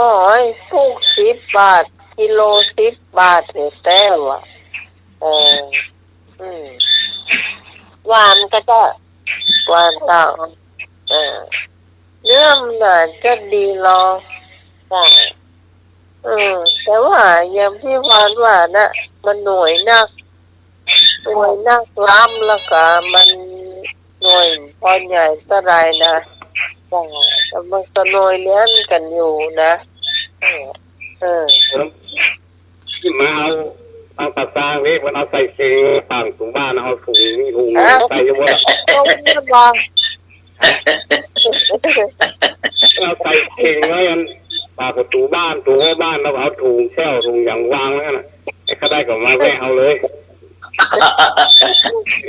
ขึ้นกะหลายลูกอะยกคนเดียวจ้างก็เดียวหรอการภาษาสัมพันธ์ออกเป็นวิทยุอะไรสวาเนี่ยไอ้ญาติไอ้ใบทำใหญ่เก่งใหญ่ๆมาเอาเลยที่ร้านวาลีการยนต์เนี่ยวางหน้าบ้านนั้นถุงเรียบร้อยเอากิโลก็ได้เอาไปเลยกิโลมันเป็นเดี๋ยวนี้มันเป็นลำใหญ่แม่ละเก่งโลนะกะเก่งทางนี้เปิ่นวงไม้แควนกันเนาะของไอ้ห้างกำลังใส่สารเดือนแล้วนี่พวกกันราคาดีกว่าเดินอันวาพวกกันนี่แหละเดี๋ยวนี้ราคาดีมันแยกกันมากแยงใส่เอาลำไยที่คนออกตามธรรมชาติเนาะแต่เดือนหน้านี้ต้องจะนักนี่ถึงพอปลายเดือนเนี่ยค่ะมันก็แม่ละอย่างเนี่ยไปส่วนเอามาให้จักหน่อยเลยแต่ว่าที่ทอดละเลยอ่ะเอาน้ำมาใส่บาตรอ่ะไม่กินก็รอเพราะว่าเอ๊ะแต่ว่าก็มาเลย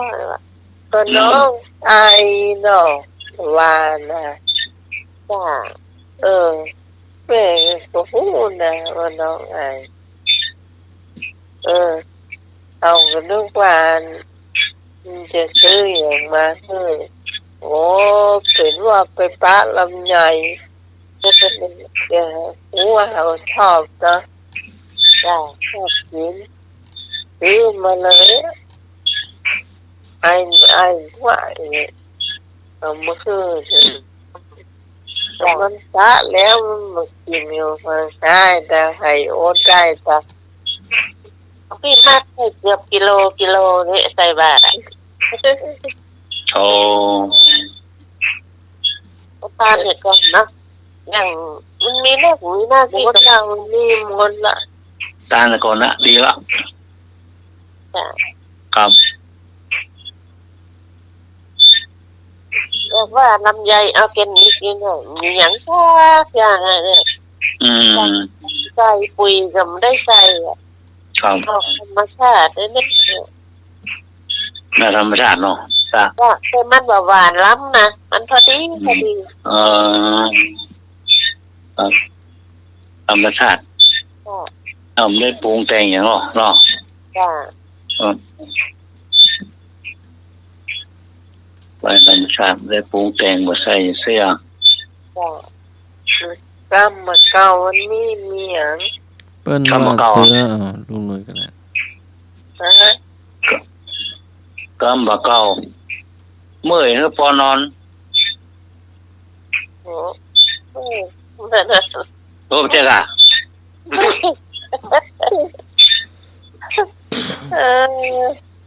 เจ้ากำมูผมไม่นานจะสีโง่เลยเจ้ามีประสัมพันธ์เลยเอาลุงหน่อยกำมะเกากันครับเนี่ย เนี่ยการเนี่ยฟ้าห้อง เนี่ยกันเนี่ยฟ้าห้อง ครับโปรเจกต์ที่น้ำแกงเนี่ยฟ้าห้อง โอ้ได้สักลาย หีบน้ำแกงเอาว่าหีบน้ำแกงเหมือนฟ้าห้องเนี่ยหรือป่ะมันทำตัวน่าเกลียดนะมันหีบน้ำแกงมันโพเงานะโอนตะกอนว่ะหีบน้ำแกงยังฟ้าห้องป่ะนี่มันก็ยากใช่ไหมน้ำแข็งเรียบร้อยเลยเนาะมันเล่นจนน้ำแกงแห้งเงาอ่ะมันทีไปติ๊กอ่ะคนละคนมันคือตุ้มบ่วางเนาะย้อนตุ้มบ่วางอ่ะยามพวกซ้ำเนาะก็ไม่ไรบ่ายเนาะไม่ดีก็แย่เหรอไอ้ขี้เอาย้อนดีเขาแห่ไว้อ่ะโบปลูจอนโอ้บอกกินตัวละน้ำเหลือน้ำมาตะการครับกินก็ยังหูกอ่ะหีบน้ำแกงนี่จัดเหมาะขนาดเลยครับเนาะหีบน้ำแกงโดยผักกาดจอเนี่ยจอผักกาดเนี่ยหีบนะมันน่ะเหมาะขนาดเลยครับเนาะครับสมองอ่ะเนาะขนาดเลยครับเอาข้อนึงจำก็ได้ครับเนาะผักกาดจังอันนี้บอกอันพี่นันจะสีจอมาคือเด้อจอประกาศจอประกาศต้องตะเกียบผิดตะเกียบกีบสปางนั่นล่ะโอ้พี่เรียนน้องสมัยน้อยๆเหมือนอันแต่หรอกนี่คุณเจ้าประกาศนะครับผมเป็นหูเป็นละอ่อนโอ้ยน้ำแกงเนี่ยฟ้าห้องพอต้อมีเสียงกระลิ่งกระลาเนาะที่นั่นนิดเที่ยวหนีทันทีเนาะโอ้สบายเว้นไม่ได้มองไว้ละเอาเข้าไม่ได้มันเลยนะมันทอดได้ท่าฮะถ้ามาโคตรเข้าจะหายเนาะคนหนึ่งอยู่ตัวหมดเก่งใจนี่จ้ะถ้ามาใกล้หม้อเข้าใกล้หายเข้าละเอาโทษตายละข้ามาโคตรเข้าได้เป็นงูเนี่ยมันตัดบีบเลยนะ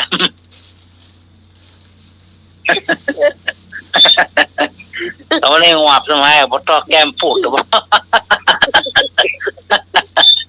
แก้มปูดอยู่ว่าลืมปากตางเข้าบ้านนะ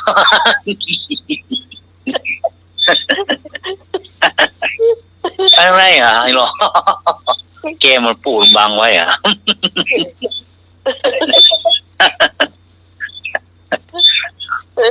เริ่มแล้วไม่ว่าแล้วก็ไปกินข้าวทำมันก็ใช่ลำเหมือนเราตาเนาะนะเอาชอบตาได้กี่เด้อเมาไม่เฉยแต่มันกินแล้วแกงเข้าปากแก้มปูดไปเลยนะพัดตาจะลืมปากกองเข้าบ้านนะไปทางใด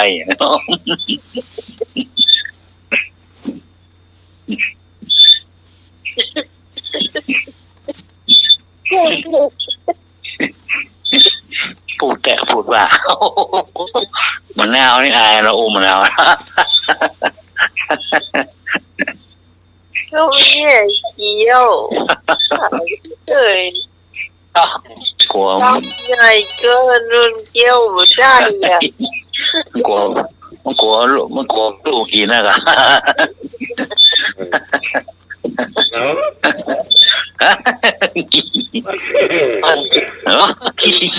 มันยากันไม่แห้งหีบในแกงผ้าหอมยากันมันไม่แห้งหีบน้ำแกงผ้าหอม นึกคนมาเติม นึกว่าเติมบรรยากาศมันมีแห้งเนาะ เอ๊ะ เบิ่มเลย กินแล้วแกงฟ้าแล้วก็มา จ้าของ โอ้แต่นึกว่าเติมเหรอโอ้ เป็นจะได้ ก็ มา มันโคตรเข้าอะไรล่ะอีกอ่ะ เนี่ยสารมันไทยขี้ค้านเนาะ แต่ มันมีเนาะ เนี่ยแกเนี่ยโต ให้ยาวๆเนาะ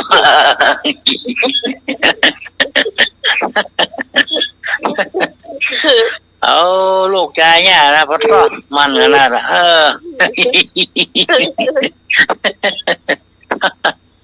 ก็กำลังบนด้าน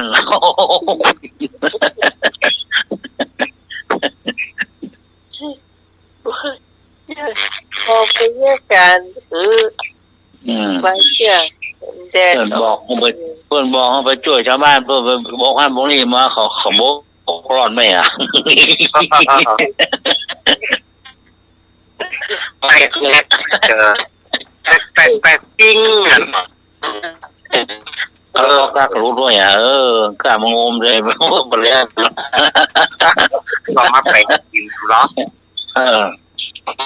กิน โอ้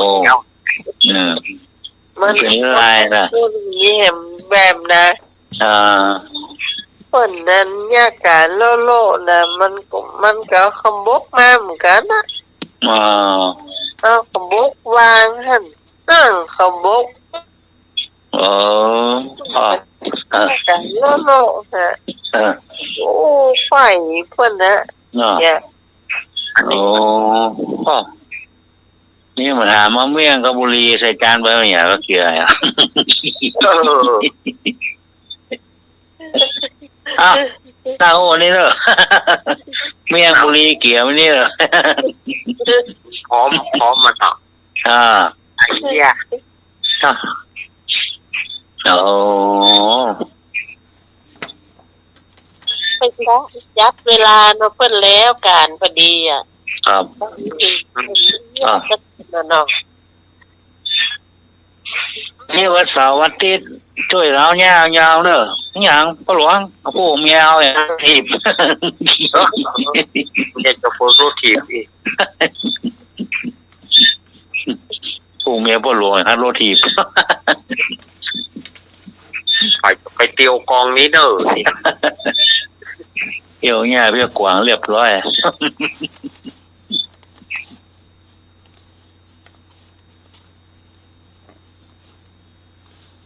ตามนอนปานนิ่งนี้เนาะ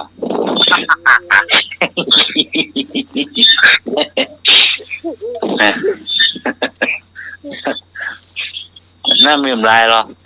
ใส่เกียงใหม่ซื้อเกียงใหม่ให้เมียนะตัวเมียไปโหล่นจะเมียมันเต่า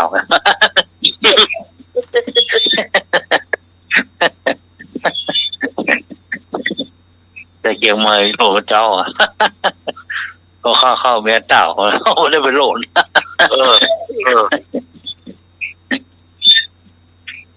ของแข่งกว่าเก่าจะไปเพลงไงไปละป่ะแต่เกียงใหม่โอ้สูงกันเนาะโอ้ยาวบอกเลยตัวยาวโอ้พ่อบอกปาดหนองก็เจ้าปองแรงลง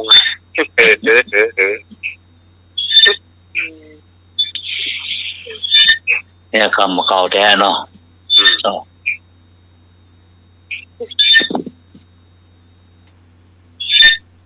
เก่าโอ้คนก่อนนี่เพิ่นหลวงนะกะหลวงเพิ่นอยู่ไปสออันตัวนี้เพิ่นบุรีเพิ่นมาขาดหรอกลับไปสุดไปคนมุ้งเก็บผักเก็บไม้ในห้องละปัวยุงมาใกล้แล้วเนาะครับกินก้าอย่างก้ามลืมมาใกล้หรอยุงลืมมาใกล้ เนื้อยหน่วยไปเก็บพักนี่มันได้แรงนะ โอ้ผมเลยเชื่อฮะใบเปียบ่เขือใบเปียก็หน่วยมันคว้านกับบ่เรียกปรอกแต่ว่าเปียตัดหนามแบบว่าร้อนหนามนักบ่เขือเนี่ยก็เจ๊กะเขือยาวเนี่ยจ้ะมันยาหน่วยมันก็ลงมามันตาควันมันปุ่นพูดเอาอย่ามะเขือจำหน่วยมันหน่อยโอ้ใหญ่เปียคว้านนะเด็บเอาเก็บบ่แข้งบ่เขือเปียคว้านบ่หรอกโน่นน้ำมะเขือปักไงก็หามแล้วก็เนี่ยบ่ต่อแต่คราวนี้ก็มาก็ให้ได้กินอยู่ว่าแค่ปลูกไปฮื้อแล้วแต่ว่าไหนก็ยังทำลายเดือนอยู่เนาะน้องไหนพฤศจิกาตันกะมัน2 เดือนตายมันออกมาก็ปลูกแต่ว่ากันแล้วก็ปากหวานก้นส้มหรออ๋อนี่เน้นกันหรอไหนปากหวานก้นส้มอ่ะตาหน้ากับอู้เป็นดีกะรับหลังนี่ต้องแต่งในกันรู้ไหมโอ้โอ้โอ้ดีแจ้เนาะได้เปิ่นว่าตามปากว่าแต่ใจในบ่ตามกำอู้เอางามน้ำใสสวยหน้าเนาะโอ้ทีนี้ปากหวานก้นส้มแล้วเนาะเชื่อไม่ได้ไงแล้วสมัยประเดียวพวกก็บอกว่าเชื่อไม่ได้เชื่อไม่ได้หรอกเชื่อมันอู้อย่างนี้ไว้จำได้หัวไอ้หูนักกินเขาแหวงอ่ะด่าพอรู้สึกตัวก็สายซะแล้ว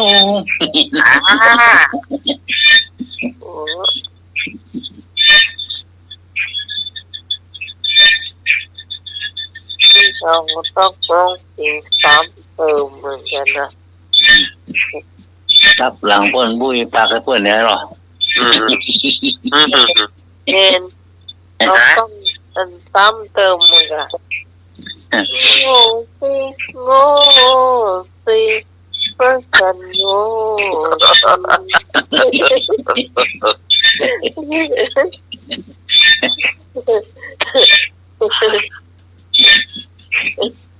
พี่พรห้องเหรอพรปลาเศร้าอ่ะใช่แล้วสิอีกอ่ะ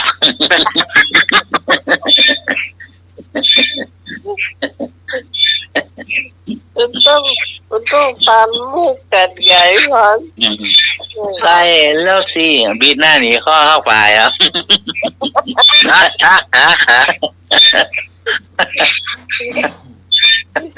เนาะ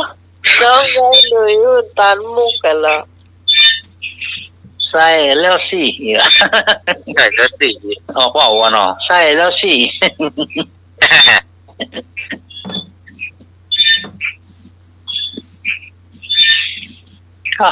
มันในการนี้มันมีคนเลยแม่นท่านผู้ฟังผมบอกแล้วว่ารายการถามบี้โอ้ยท่านผู้ฟังฟังหมดถ้าฟังได้กับฟังทางได้กับบินไม่น่าเข้าป่าเรียกว่าเก็บเลยความตรงฟังแล้วมันต้องเครียดเจ้าเครียดมาตั้งวันค่ำแล้วแต่ฟังข่าวแล้วเครียดโอ้เรื่องเด้อมาตรการครับมาแล้วนี่ของแท้แน่นอนครับผมดีแล้วครับเนาะโอ้บ่ต้องคลายเครียดเลยครับเนาะบ่ต้องเครียดอย่างนะครับเนาะครับโอ้ม่วนขนาดเลยครับเนาะครับโอ้จะดีเลยครับเนาะครับนมัสการครับครับเจริญพรจบดีเนาะ ราบที่หนึ่งแกงแค่ที่สองพริกที่สาม โอ้ยแกอย่าไม่บุญเดี๋ยวว่าเธอกับไม่บุญว่ามาดอนตันนี่จะไปอยู่วัดเนอะต้องมา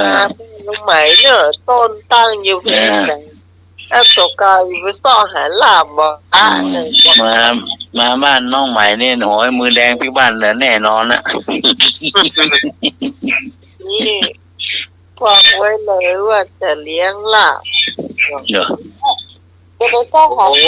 ต้องหาไปต้มข่าไก่ต้มข่าน้องสาวนี่คงจะทำนะ ขาไก่นี่ไก่หมีเนาะกันน้ำขาไข่เนาะ จะสีน้ำลูก ว่ากัน โอ้มาวันนี้ตัดกันยามหมดดี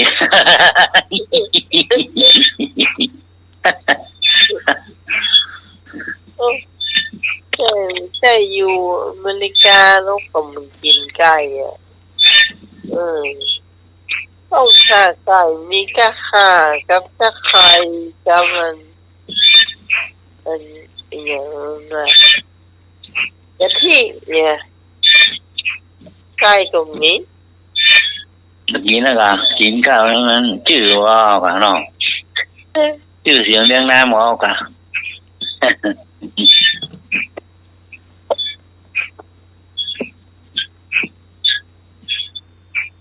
ข้ามถนนรถเบรกป้าฮักโอ้มีแล้วก็ยังฮะยังมีไก่แต่ไก่อ่ะไก่ตัดหน้ารถเบรกป้ามีแล้วก็อ๋อโอ้โหเป็นอย่างสักอย่างดูมันหรอเดี๋ยวร้อยเข้าไปกัดเนี่ยตอนนี้ตุ้ยดี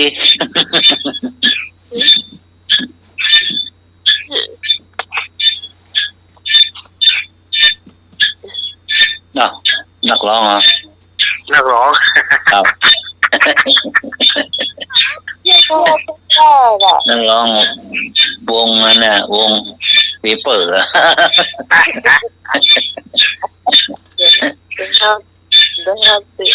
The people singer เนี่ยดอกจะขึ้นเหรอฟังมันโอ้ยจะขึ้นนะ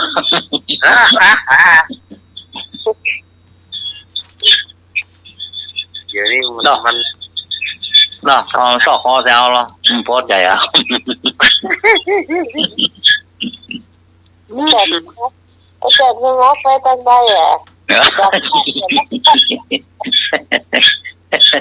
ครับจานมาครับเรือแล้วครับไม่หยังธรรมสัญจรตำบลสุเทพวันที่16 สิงหาคมณวัดประแดงมหาวิหารเวลาบ่ายโมงครั้งที่2วันที่30 สิงหาคมณวัดใหม่ห้วยทรายเวลาบ่ายโมงครั้งที่3วันที่14 กันยายนณโรงเรียนบ้านดอยปุยในนามวัดพระธาตุดอยสุเทพ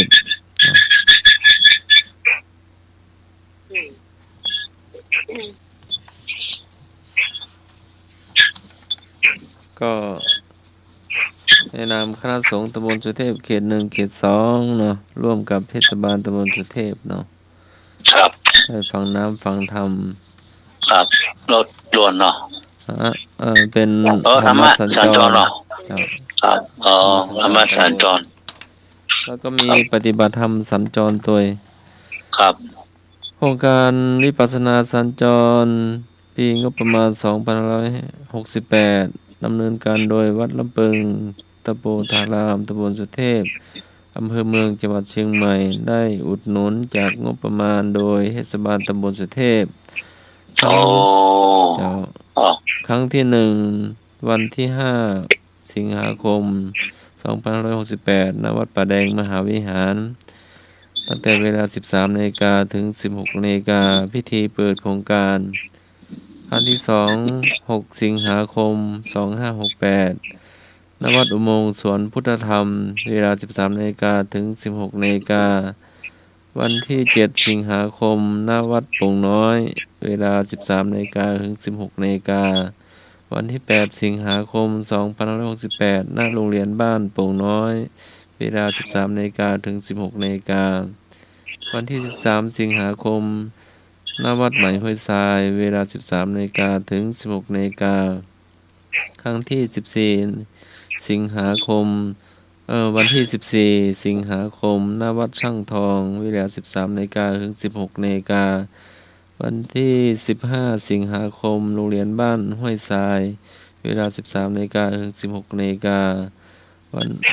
วันที่ 19 สิงหาคม เขาเป็นช่วงอะ ฮะ คือช่วงแรกมันมี3-4 วัด3-4 วันก็เอาเป็นช่วง นี่ต่อกันเลยเนาะ วันที่วัดป่าแดงแล้วไปถึงวันที่8ก็พอก่อน อ๋อเป็นช่วงไว้เนาะมันจะนักไว้เนาะก็มีวัดพระธาตุดอยสุเทพวัดศรีโสดาพระอารามหลวงวัดพระหันพรโรงเรียนบ้านเชิงดอยวัดสวนดอกวัดฝายหินวัดผาลาดเนาะ อ๋อ มันจะมีแหมอยู่ ครับ อยู่ ฟังว่าโอ้บุญโคนนักเลยนะเนาะ เจ้า ครับ ครูบาอาจารย์พระอาจารย์ ครับ วิปัสสนากรรมฐานแม่ชีเนาะ โอ้ เวียนปฏิบัติธรรมแต่ละวั ค ด รับค พ รั ระ บ สงฆ์สามเณรศรัทธามารวมปฏิบัติโดยเน้อ ครับสะสมบุญนะบุญแท้ๆครับโอกาสมีละโอกาสทองฟังธรรมะ ต่อ อ่านเรื่องต่อไปอย่างครับ อย่างเอาเจียมนี่ก็ ในว่าอาจารย์ว่าครับ วันนี้กลับวัดกี่โมง5 ทุ่มหรือว่า เที่ยงคืนบ่ ฮะ ถาม ใส่แล้วสิ นึกว่าปิกวัด4 ทุ่ม ไม่อยากให้ถึงหนึ่ง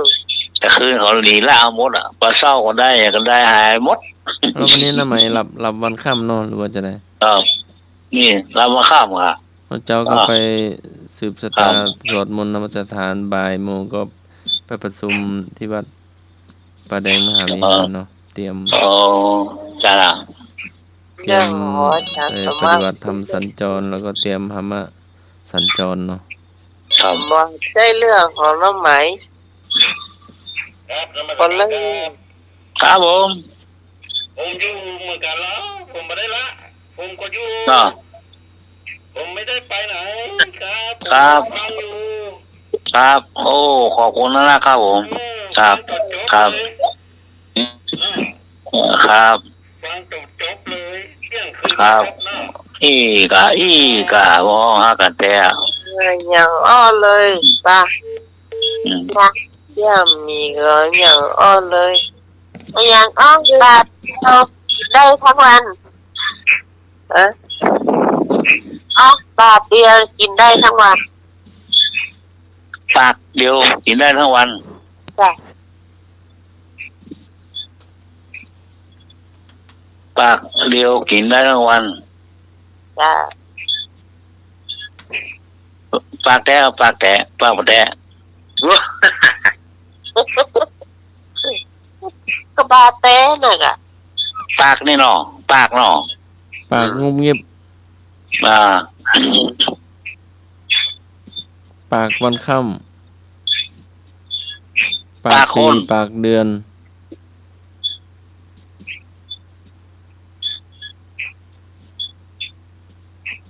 ปากก็ยังกินได้บ่ครับ ปากอู้ลิงลับ ปากม่วนจาหวาน เนี่ย บาทกับบาททุกเจ้าน่ะกะไปบินห้าบาทก็กินได้ทั้ อ๋ ง อ วัน บาทกะบาทเดียว แต่ว่าอย่า เอา งนะ วางเป็นบาท บาดกินได้ โอ้ วัน เดี๋ยวเป็นปาก ปากมีเลือดเป็นปาก อ๋อปากกินได้ บาดกะบาดบาดอย่างแล้ว ตอน เอา นั้น ค ต รั อบ นค่ำเนาะ อืม ฟังเป็นปากไปอย่าง ครับ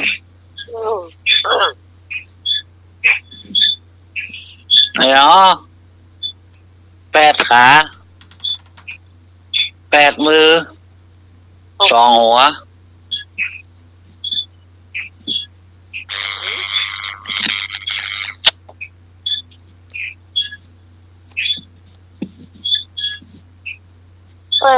ขา 8 มือ 2 หัว ครับ 8 ขา 8 มือ ครับ 2 หัว 2 หัวเกินมากก็นี้นะครับได้ล่ะ ฮะ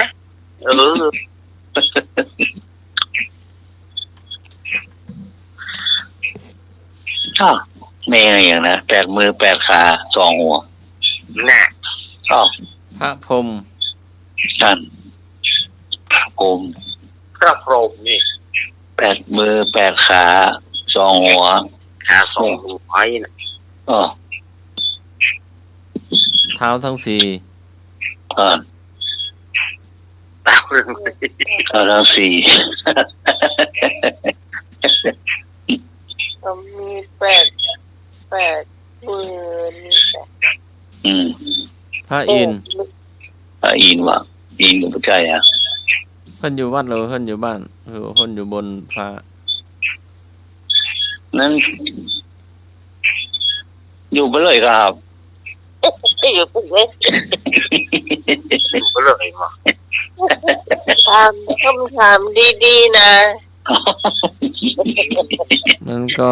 ถามถูก ตุ นะ ไปเลยไปเตย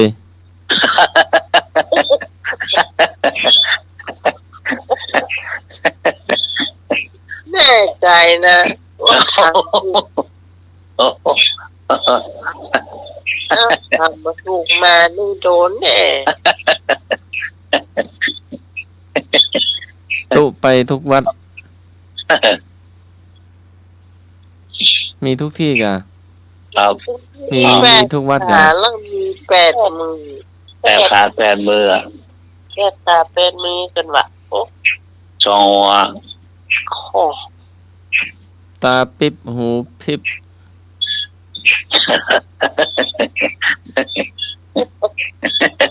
แค่ว่าเมาเนาะก็บอก ยอมรอ รอ ว่า แมงประหลาดอ่ะ เอา โอ้ผมว่าแล้ว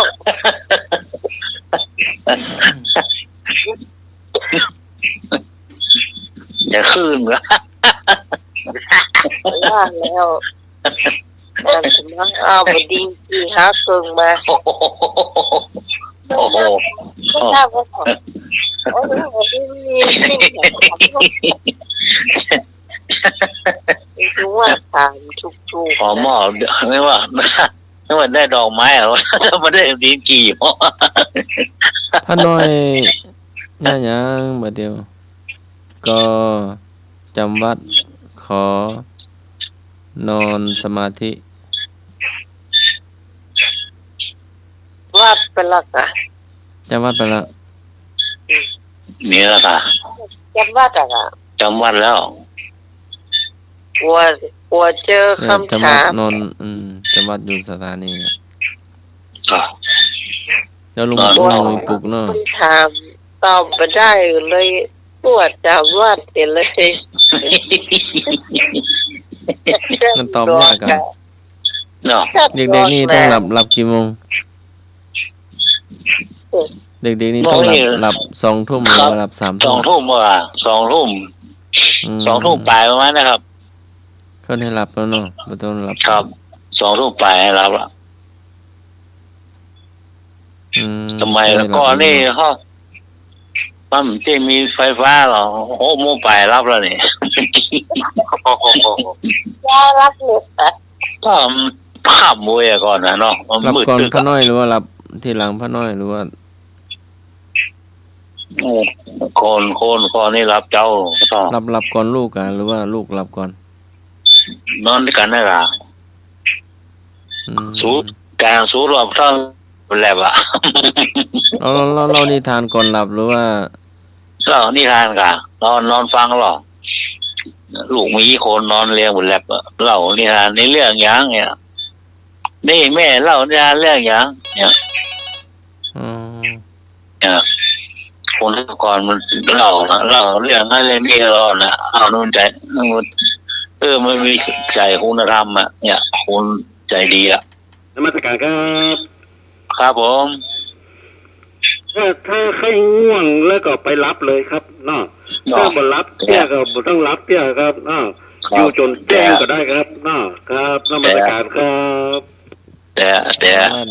ละอ่อนมาไหนละอ่อนมันมีถ้ารับผมไม่รับถ้าไม่รับผมต้องรับมีเนาะมีละอ่อนเนาะมีลูกเนาะครับโอ้ก่อนไปรับไปเข้านอนโอ้เรื่องอะไรนี่รอนฟังหรอกมันฟังใจเนลักไปไหนล่ะเจ้าลมแรมคงแก้มหายเจ็บเลย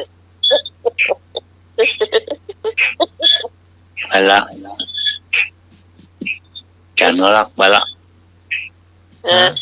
ไปละคนอย่างนี้ส่งหัวว่ะคนไทยกะคนอย่างนี้ส่งหัวโคตรขี้จุ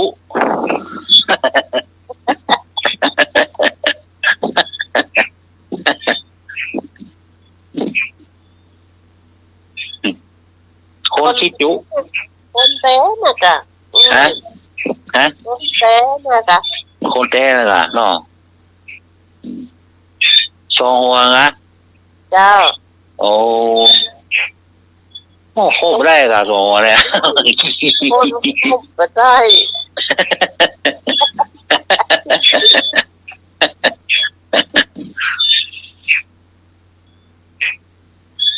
เพิ่มมีสองหัวใจนี่มีสองหัวโคบได้นกสองหัวกะเหลือชาย3 โบสถ์หรอเปิ้นว่าเสือตัว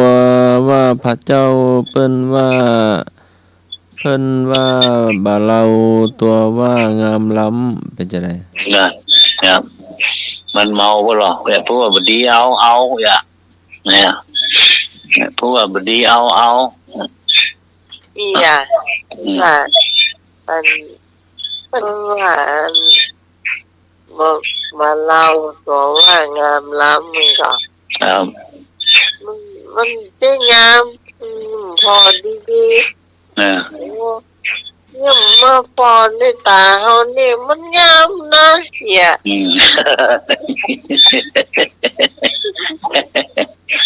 ตัวว่างามล่าแต่ก็มันงามอ่ะคุยว่ามันงามเนี่ยเปิ้นว่าเสือตัวว่าพระเจ้าเปิ้นว่าบ่เราตัวว่างามล่าลอลิงสระอาไม่โทครับไปเอามันอย่างมันงามนะเสียว่าเพื่อนมันงามเอาอย่างดูหูเพื่อนอ่ะเพราะก็มีปัญญาหรอเนาะอย่าความคิดสมองมันดีอ่ะเนาะมันแง่สมองดีหรออย่า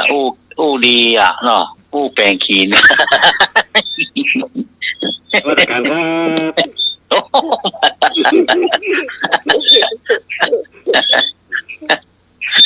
ับขอเรียกว่าเห็นต่างกันครับเนาะ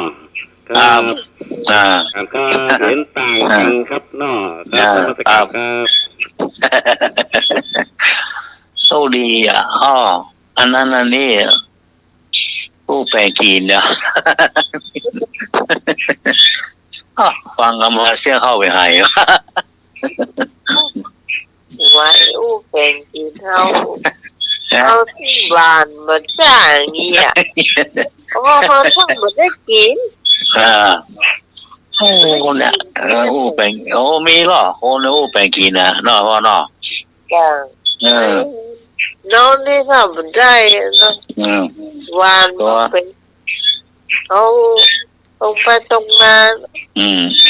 ตัวมันมีอันยิบวิทยาหรอตัวมาคอนบุกปากคำเร็วก็มีพิษวิทยาหรอโอ้เนาะคนโอ้ดีเหรอโอ้ปะท่อในถุงเสียมาบาหมด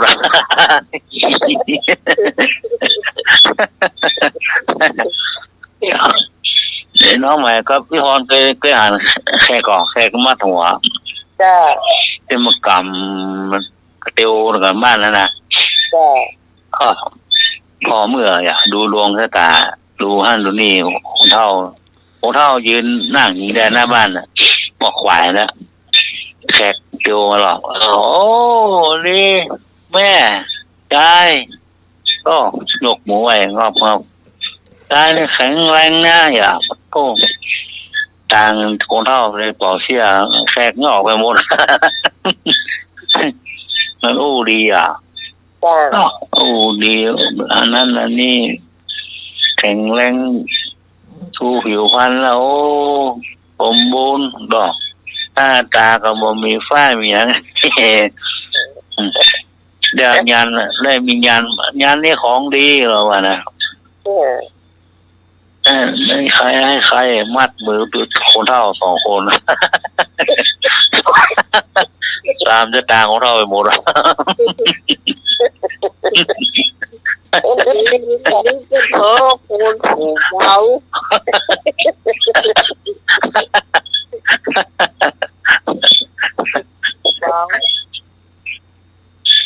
สะอาดมาถึงป่า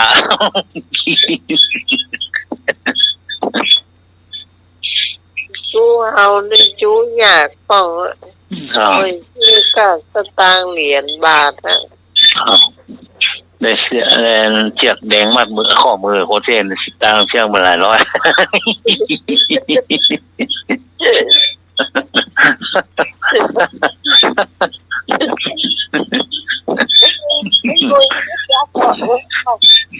ว่าคน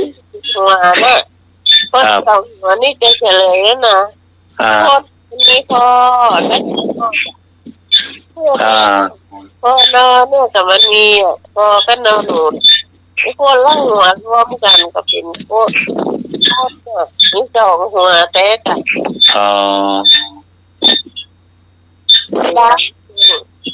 ดาบมาดาบ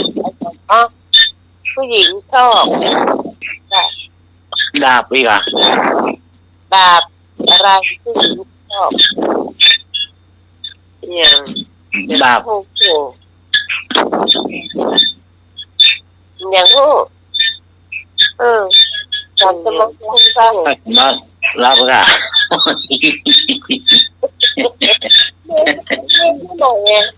พระน้อยตื่นบิณฑบาต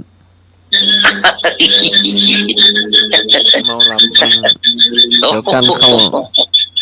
เป็นล้างแล้วก็สงสัยไม่พ่นยาเลยจ้ะ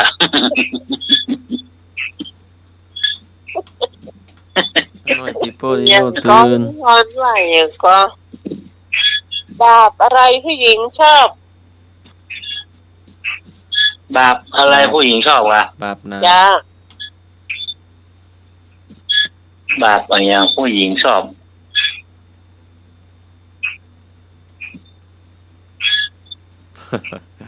บาป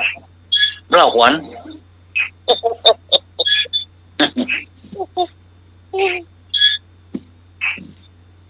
บาปยังสตังไอ้โหงมาละครับผมมาตรการครับบุญคุณโทษครับเนาะครับนมัสการครับบาปคุณโทษถูกว่ะใช่ว่ะบาปกรรมบาปแท้บาปเล่นบาปแท้น่ะกะบาปแท้เนาะผู้ฆ่านะโมเนาะแม่เนาะใช่ผู้ฆ่านะโมงามกำแล้ว โอ้บ้าบ่อย่างนี้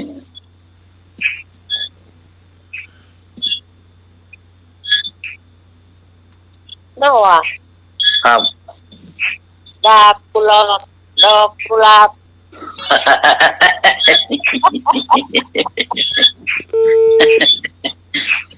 ขอมอบดอกไม้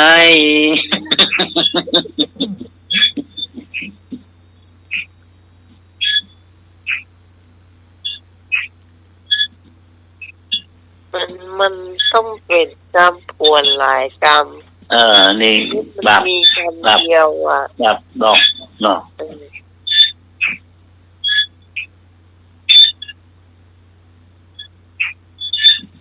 ไอ้เนาะยืนตามนั่งสูง มายืดต้องโอ้ตัวแค่ไก่ละหมาวะ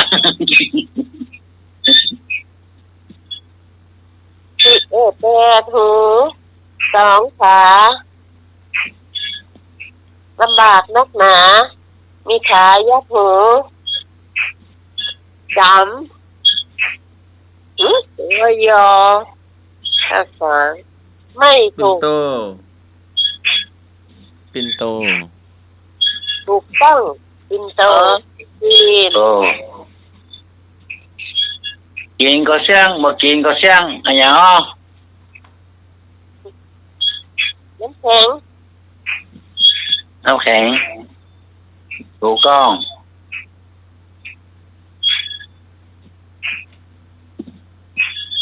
ฝาอะไรไอ้เนาะฝาอะไรเอ่ยเขาไม่รับซื้อคืน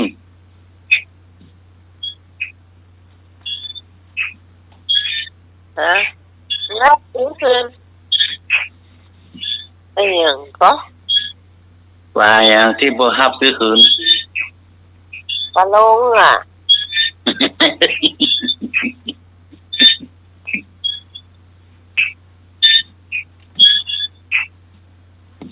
ตรงทิ้งโชคเขาเดิมเบาเนาะจ้ะ เนี่ย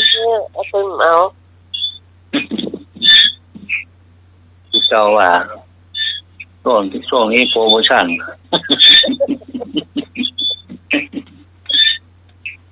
หนึ่งแถมหนึ่งก็เบา เจ้าว่าแค่หัวเจ้า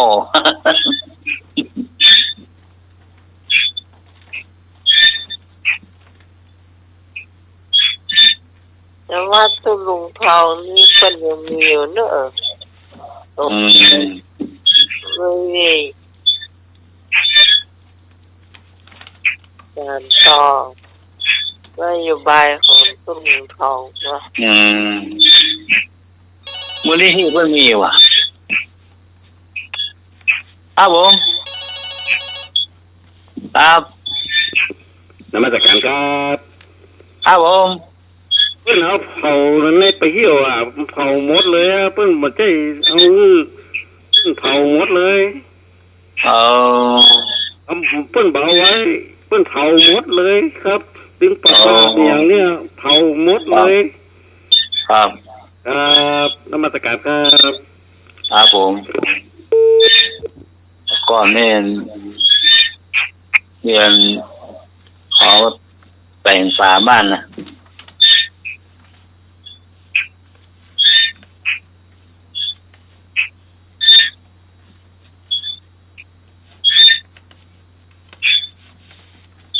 อย่างง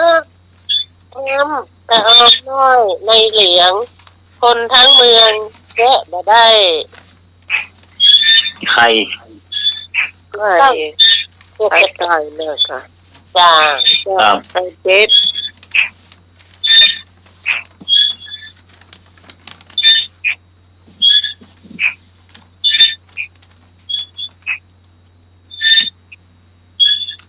นะครับอยากจะมาถามพ่องกัน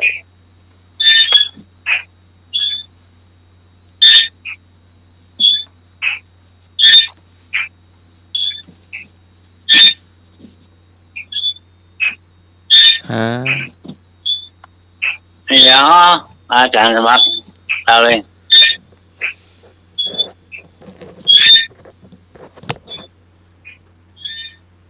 พรุ่งนี้มีเจริญพุทธมนต์เฉลิมพระเกียรติถวายพระพรชัยมงคลแด่พระบาทสมเด็จพระเจ้าอยู่หัวและพระบรมวงศานุวงศ์ประจำปี 2568 ณ ศาลาเบญจรัตยานุศาสตร์รัตยายุศรีวิชัยนุสรณ์ณ วัดศรีสุดาพระอารามหลวงอำเภอเมืองเชียงใหม่ในวันพรุ่งนี้วันจันทร์ที่ 28 กรกฎาคม 2568 เริ่มเวลา 13:30 นาที หมดแล้วเหรอ อ๋อ นี่เจริญพุทธมนต์เนาะ อันนั้นท่าน ครับ พระเจ้าอยู่หัวท่านให้งดงาม กรุงเทพเพิ่นงดบ่กรุงเทพเพิ่นงดหมด เจ้าแต่อันนี้เป็นสวดพุทธมนต์ อ๋อ เนาะ หมดครับ คนละอย่างกันก็จะได้ ครับใช่ไหมล่ะ ก็หลวงพ่อ กรุงเทพไปงดบด พระพ่อเจ้าวาดวัดศรีสุดาเนาะ ครับ มันมา พระธรรมโกศลได้นิมนต์เนาะ ครับ เจ้าวาดพระสงฆ์สามเณรศรัทธามาร่วมสวดมนต์โดยเนาะณวัดศรีสุดาพระอารามหลวงก็แจ้งจากได้รับแจ้งจากพระครูปัญญาสังฆการเนาะ ครับ นี่หลวงพ่อมีหนังสือมาตัวเนาะ ครับ ว่าสักหนึ่งคำถาม อ๋ออยู่อะไรอยู่บนหัวแม่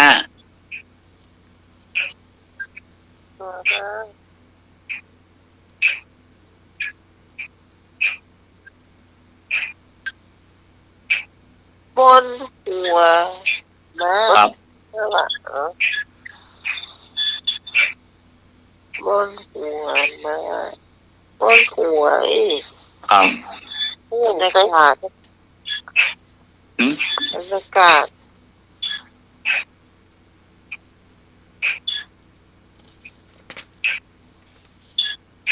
แม่หาการเราไม่รู้ บรรยากาศ ครับถูกต้อง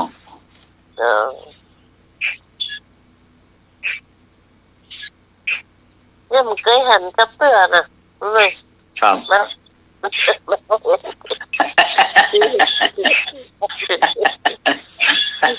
ที่คนถามเขาเนี่ยมันเหมือนแน่ใจว่ามันจะตะโกนถูกไป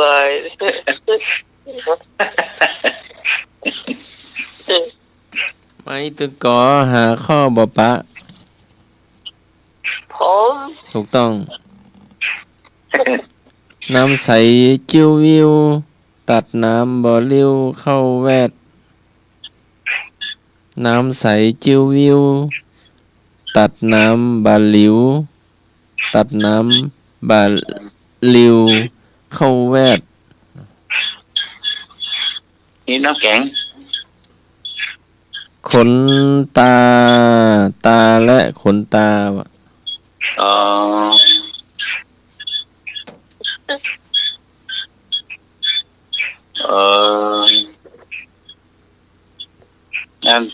อันนั้นที่เราถามว่า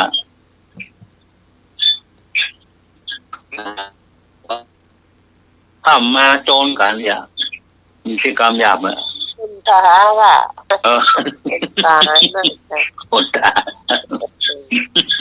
รับตาย เนาะคนตาโอ้ จากรักมาฐานีต้อง ฮะ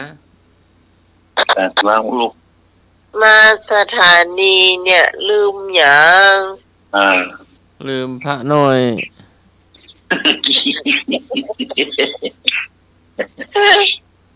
ว่าใช่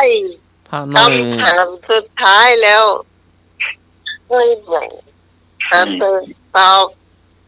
ลืมอย่าง พ พระน้อยพระเลิศขี้โค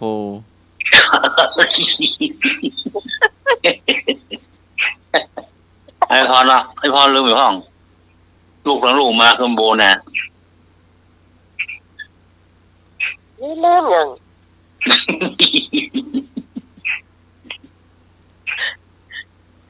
พระน้อยสวดมนต์หลับ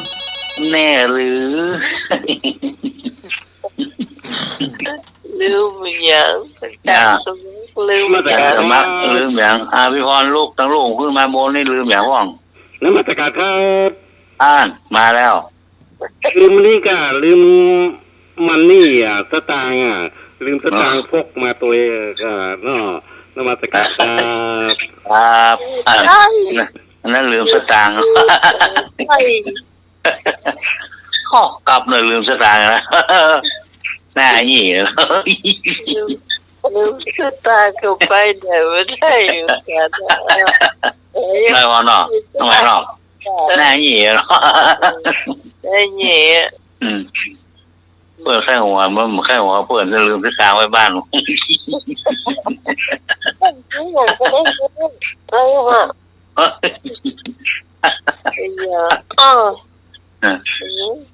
นายพรลืมอยู่ป่ะโทรศัพท์เครื่องหมดแล้วเนาะลืมหมดอ่ะก็คือก็ลืมมัน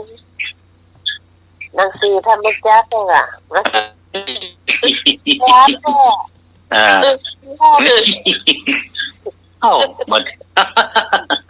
เพื่อธรรมจักรแล้วอ่ะ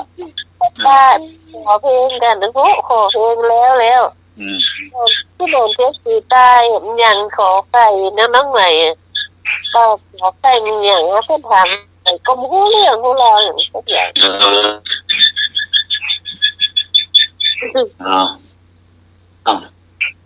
ไปเลยลืมตา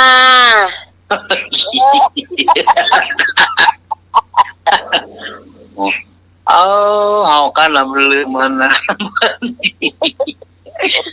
ด้วยเต่าอย่าง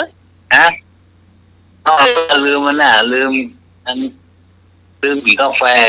โอ้รับป่าไม่ถูกว่ะยาสารสมัครลูกห้องมาธานีต้องอยู่ห้องเหรอมันลืมตาไปโอ้ต้องลืมตามารับตาจนเนาะรับตามันก็จนไปเลยนี่เขาเลยเราขี้โคนะน่าสัญญาที่โฟโต้ค่ะน้อมเตียงมาแฝงเนี่ยนะดูอะไรน่ะมะเร็งแต่ว่าวันตกโอ้ตกได้หรือเปล่าเป็นตกนะใช่ครับโอ้นี่บ้านน้องตกนักแต่กว่ามะเร็งนี่กระตกนี่ก็ตกวันข้ามเลยนะแต่มะเร็งเนี่ยพวก80%นะพวกนั้นก็ต้องพวกตกนักเนาะเจ้าสำหรับวันนี้เจ้าต้องขอบคุณคุณผู้ฟังเนอะทุกเสียงทุกสายที่ฟังรายการธรรมะให้เครียดจนจบรายการนะเจ้านมัสการครับผมมันเข้าภาษาแล้วฝนเลยตกกันนักเนี่ยปีนี้นักขนาดเลยครับเนาะโอ้มันเข้าภาษาแล้วครับเนาะครับนมัสการครับขอบคุณครับเราดีฝันดีนะเด้อติดหน้าขอบคุณพระอาจารย์พระครูสมุยวัฒน์วรกิจโตผู้อำนวยการสถานีที่เมตตาเวลาให้กับรายการธรรมะคลายเครียดมาโดยตลอดเจ้าขอบคุณพระอาจารย์สมัครญาณสีโลเจ้าที่มานั่งทับโทรศัพท์แล้วก็เปิดเพลงผู้ฟังขอบคุณไอ้หนุ่ยเจ้าขอบคุณเจ้าขอบคุณที่นั่นเจสซี่ช่วยนะเจ้าสำหรับพระเจ้าพิสมัยสุริโยดอนเจ้า วัดระตันตำบลเหมืองแก้วอำเภอแม่ริมนะเจ้าจะมาพบปะกันใหม่ข่าวติดหน้าสำหรับวันนี้ สวัสดีเจ้า ดีครับผมครับการนิมนต์สันมาครับผม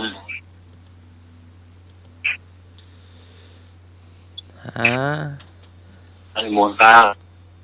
อโยคาภูริสังคโยความสิ้นแห่งปัญญาเพราะไม่ประกอบค่ำคืนนี้ก็ไว้พระสวดมนต์แผ่เมตตาญาติน้ำอุทิศส่วนกุศลให้บรรพบุรุษเราเป็นสุขตื่นมาเป็นสุขขอกราบนมัสการและเจริญพร ทุก แล้วก็จะไปเห็นเนอะ ข้าน้อยไปปลุกข้าน้อยไปวัดแล้วนะ ลืมตาไปนะไม่ใช่ปิดตาไปนะ